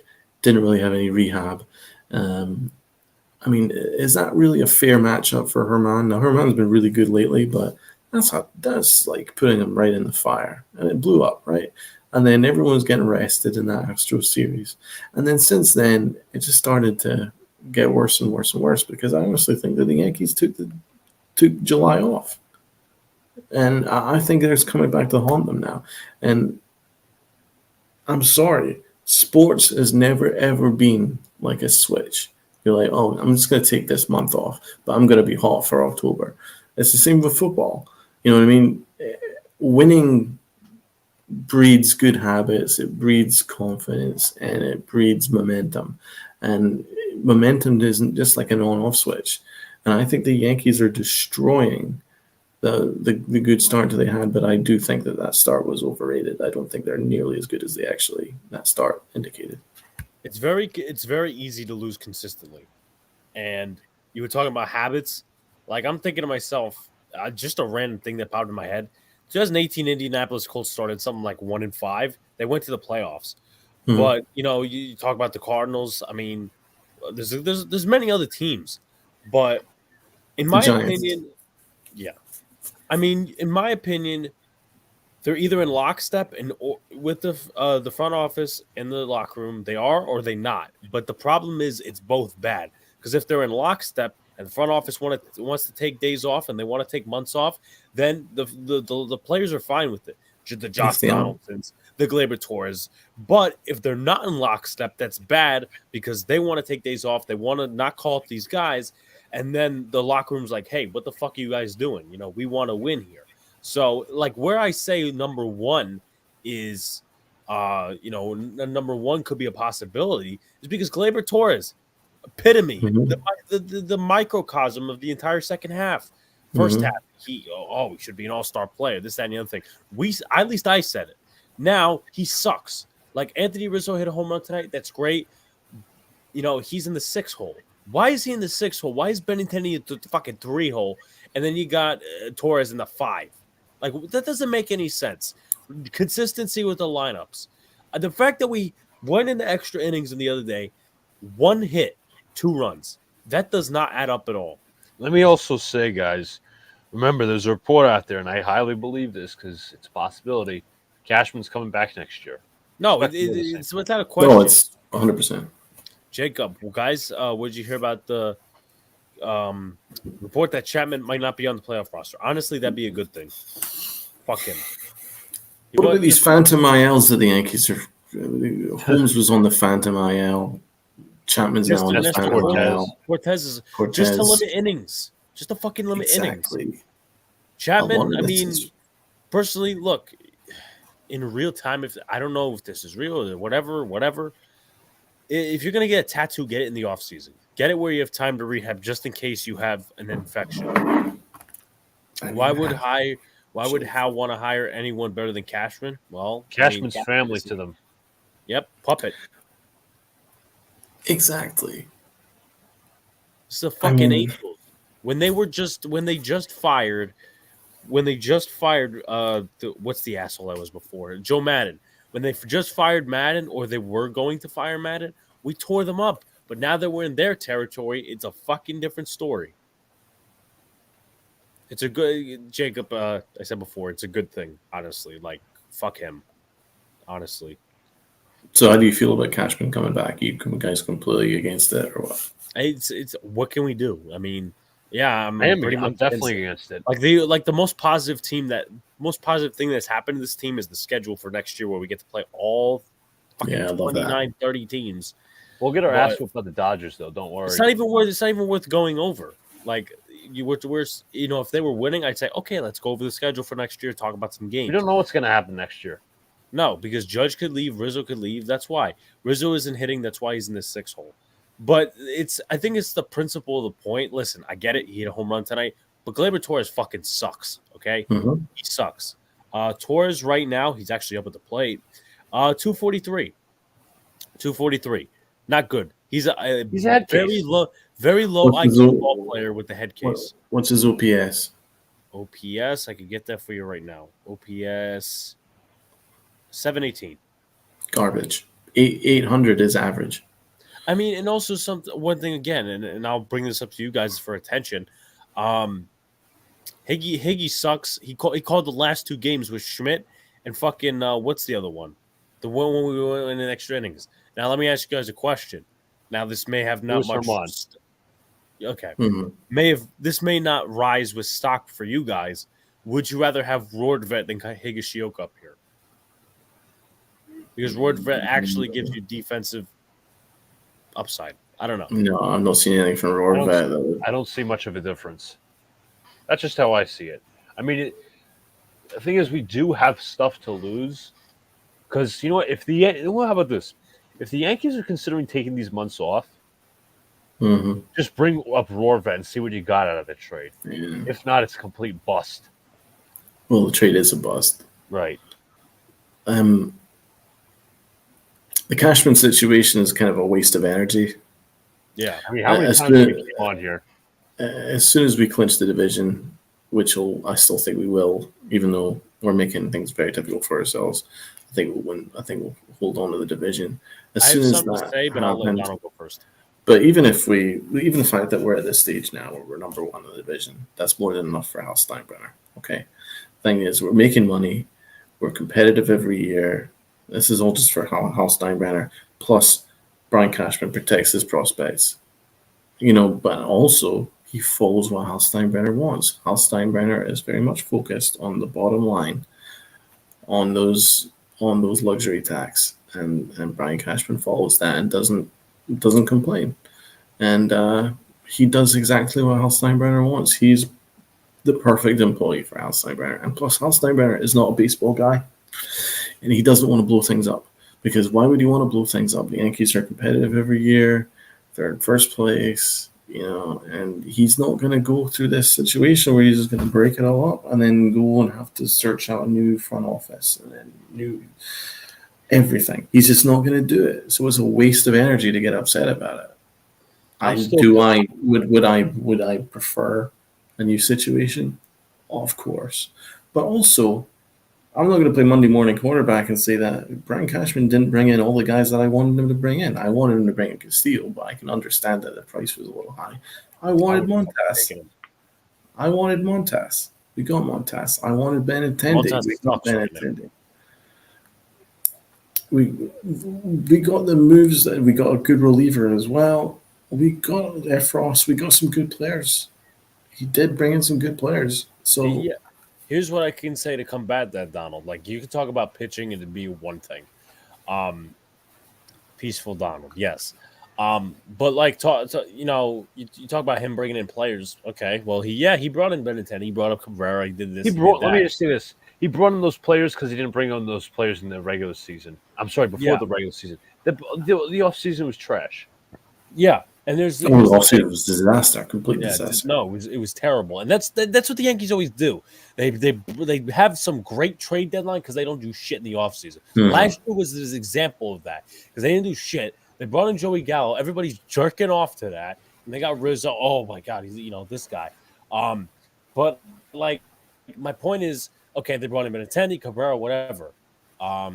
Let's see, Benintendi's hitting in the 3, 5, and 6 holes. That's not putting a player in the best position to succeed. He is hitting better over the last few days, but that's not putting a player in position to succeed. I put that on Aaron Boone more than I do Brian Cashman. Brian Cashman brought him in. Here's where I pound the hammer though on the nail.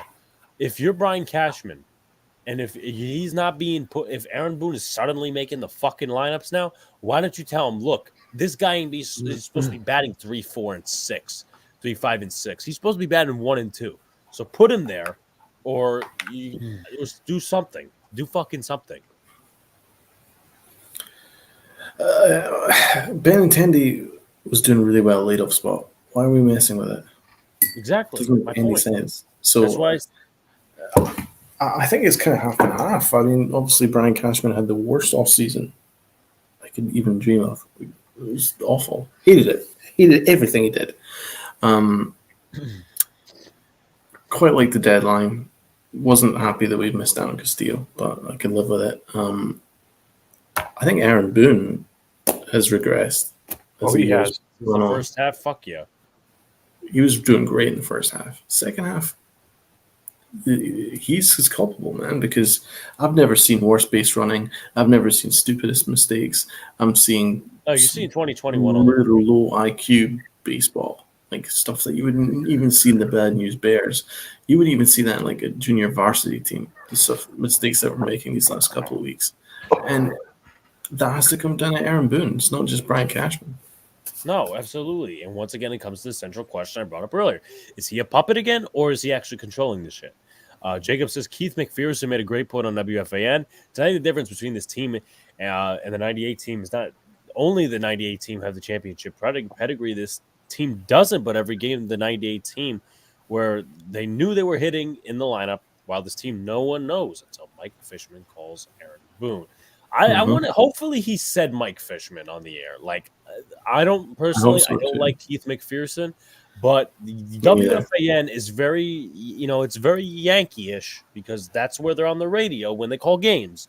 So if Keith McPherson actually said Mike Fishman, props to him. Then he's smart. Yeah. No, absolutely. Hopefully, he doesn't get. Well, what we'll say about Benintendi batting third is he bat 350 in the 3-hole. In this recently, over like it was this year for Kansas City, I believe, about 350 in the 3-hole. That's probably why Mike Fishman has him in the 3-hole. Do I agree with it? No, but he should be batting leadoff. Well, if they're looking at batting average for this and they're not looking at batting average for just like Aaron Hicks or somebody else, then they're fucking stupid. And it also tells you another thing when they called up Tim LeCastro because what was it? Gonzalez went on the paternity list. They called up LeCastro instead of Florial, and also they called him up LeCastro. They called him up instead of Oswald Peraza. That tells you that has to tell you. Peraza's not coming up. You heard Brian Cashman. It's and you know what's funny. I was deleting documents, like Google documents from the past. I used to take notes and shit. And one of them was a quote from Brian Cashman. On one of the notes was a quote from Brian Cashman. Oswald Peraza can play big league baseball right now. We are fucking how many months into the season, and the story has not fucking changed. I mean, here's another reality. The Yankees have the lowest slug at the shortstop position in baseball with IKF. Slugging is rock bottom. But it can be improved. Finding him. Stop. He hit singles. Woohoo. Yeah, he hit the singles. Oh my god. Mike Fishman don't know a bat from his ass. Yeah, Pete Simonetti said that, and he's right. Honestly, Florial will never be good in the majors. That's because in my opinion, that's because the Yankees ruined him, just like they ruined Clint Frazier. I think he's a 4A player, but I think he's better than Aaron Hicks, and I'm guarantee you that he's more productive than Marwin Gonzalez in the outfield and all these other options that we've been trying. He didn't say that, but I was surprised how serious he was, though. I never heard him rip the Yanks like that until he did during that segment. So, okay, props to him. Let me also say, I hate to break away from the baseball subject for a sec, but bonuses for R.J. Barrett's extension are all tied to all-star selections to the all three All-NBA teams and NBA all-defensive teams. What's his base salary? Sources confirm Barrett's extension is for 4 years and worth up to $120 million. So it's still that $30 million, but there's bonuses tied to his awards, or what will be if he gets there. Yeah, it's a shame, MH. Yes, when the Yankees are hot, they're dangerous, but you have to be consistent, though. You can't just I'm going to get hot this time. That doesn't happen. Yeah, no. Flo is, in my personal opinion, Flo, even as a 4A player, is better than LeCastro. Because you put Flo on the field. Hey, what's up, Pete? What's going on? As I said, everybody, I have the link pinned. So, NYY News TV Day in Brooklyn. Get your ass out there. Yeah, I agree. He wasn't given a fair shot to produce. A fair shot, but he didn't produce. But he hit like 250 something in like the few at bats he got. So, with that being said, that's better than LeCastro because LeCastro can't hit shit. But not even as a power hitter, if he's just a contact hitter and a solid outfielder with speed, that's so much better. That is so much better than fucking Tim LeCastro. But no, we're playing Marwin Gonzalez in right field for a while. Yeah, like what did they think that was going to happen? Exactly. I don't get it. He said really one hit. The only hit that he's had since July was against Pittsburgh's position player, second baseman. That's the only hit he's had. Yep. Yeah. So I saw a tweet on Twitter. It's like Gleyber Torres needs to get off this fucking team right now. He's 0-3 with one strikeout. What pissed me off the other day as well is I think we're losing this game because of Mike Ford. Well, I mean, Mike Ford's the greatest pitcher of all time. But what I will say is the other day, what pissed me off, and I think we still won that game, is when Gleyber Torres tried going back to second when there was a runner home. That was the stupidest play I've ever seen. Here's my thing as well. You could be good at baseball. You could be terrible at baseball. When you're bad IQ, when you don't have an IQ in terms of baseball, there's no fucking excuse. You need to get traded. You need to fucking learn the sport. And sometimes you can't even teach baseball IQ. You could teach, you could swing like this or do whatever. In my opinion, baseball IQ is in the head. It's perceived. And Gleyber Torres don't have that. Fun fact, he's hitting 163 in the month of August. That's very good. By the way, I got to point this out for our viewers. How Steinbrenner ought to be ashamed of himself the way he treated Paul O'Neill. Yes, I'm so glad you brought that up. What was that about? That whole thing was so weird because, like, he treated Paul O'Neill like he didn't really know him very well. Like he was sort of like, What was it, a like, fist bump? it was like an awkward fist bump, and then he kind of an awkward bow at him. He awkwardly bowed at his family, and he just looked really awkward in his own skin. Like, dude, you are the owner of the most important franchise in sports. Act like it. Act like it. Act like you know who Paul O'Neill is, rather than just somebody that you might have just read about or somebody told you that you have to be nice to him because he's a legend. Because he never looked at Paul O'Neill like he really knew who he was. Honestly, he just looked really awkward. Like, dude, you're the owner of the freaking New York Yankees. I don't know. And where was Brian Cashman? Where was Brian Cashman? The GM of the latter dynasty, who had more to do with Paul O'Neill than Hal Steinbrenner has. Where's Brian Cashman? He was hiding. He was hiding from the fans because he knew that the fans would boo his ass. Jacob says had to go home there. He did not see Alonso fall all the well. It's because Glaber's an idiot, but I can't believe now that you bring that up, great point. Cashman wasn't there. I mean, I don't know. This team is full of low IQ baseball players, people who don't know how to treat other people, and then Paul O'Neill did the best sales pitch for Aaron Judge than Brian Cashman did, and Steinbrenner did, any Yankees done. Anything you could look at them as the opposition. When Paul O'Neill was like, those right field bleachers chanting your name, he's like, isn't that pretty special, Aaron? When he said that was his sales pitch. That was his sales pitch for Aaron Judge to re-sign, because that's the reality. These historical moments, the fan base doing that, your roll call and stuff like that, that doesn't happen in other places. It's unique. It's special. And Paul O'Neill, I think that what he mentioned there was a sales pitch to Aaron Judge, because Brian Cashman's done a shitty sales pitch for him. Yeah, He's treating him like garbage. He threw his ass under the bus. Yeah, to the media. Argued about his arbitration publicly. Fucking scumbag. Yep. I heard a report saying that Cashman wants Judge back. We'll have to see. Obviously, we all want Judge back. Well, also the past tense, right? I thank God he hasn't spoken in the past tense recently. I haven't found any quotes, Donald, so. Because I know Donald harps on that. Oh, man. All right. Guess we'll go for final thoughts. Luca, Donald, and myself. Well, we've hit the 3.5 hour mark, so it's been a really long show. Hopefully, you know what? I got to tell you guys this. I think this is more of a promise. We'll be on more consistently. You know, summer's over, school is starting.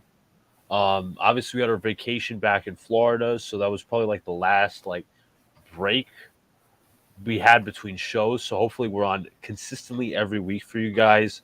3.5 hours, proud to talk all three major sports again for us. Football season's almost here. We'll probably invite some content creators on next week because it's really the week before the whole stuff starts. Very excited. We got to stream a baseball game soon, by the way. I agree. Before Donald goes, I'm weirded out by this tweet by Woj. The Jazz and Knicks can still find a pathway on a Donovan Mitchell trade, but it's hard to. Out of 179 players who've had the poison pill restriction, only one, Devin Harris in 2008, was traded. I'm sorry. I don't. Poison pill? Poison. It's called a poison pill contract. Let me get you the definition. Is simply one with a backloaded amount of salary towards its expiration. Oh. Why didn't he just say backloaded contract? That's what the term is. It's called a poison pill contract. But he wanted to be NBA, he wanted to be NBA terms, not simpleton terms. Mm-hmm. Of course. Yeah, whatever. Donald, your final thoughts. Okay, well, I think that's a good idea. We should do that fantasy league. So anybody who's That's sending their fantasy. email Jeff address, Mess was definitely Yeah, talking we got about five, it. so we got 5 confirmed people so far. that's awesome. So what, 5 more? So just give us a shout. We'll put together a fantasy league, PPR league on NFL.com fantasy. That'll be fun. It was good to talk football. Giants have to go nuts in the waiver wire. I still think 7 wins is definitely realistic and doable. Jets have to feel confident about their preseason. It all went to plan for them, and things look kind of all right for them. So I think they'll be in the hunt. I don't think they'll make the playoffs, but I think they'll be. Right. I think they'll be not too far off that. So yeah, we've got football. Looking forward to. As I'm saying, the Knicks need to work out this deal for Donovan Mitchell. They have to provide more picks. They have to provide more unprotected picks and I think they need to make Grimes available because I'm looking at this situation and I'm not quite sure how they're going to fit Grimes in this roster anyway. So I think they need to make Grimes available. And they need to try and find a way to trade Julius Randle. So the Knicks can't overrate their own players. I know that there's a situation where we want to keep our guys, but the truth is this team is going to be a 9th seed without Donovan Mitchell. If you get Donovan Mitchell, he probably puts us in the 5 seed. We're right there. So I think you have to make it happen. You have to get a star in here. You have to.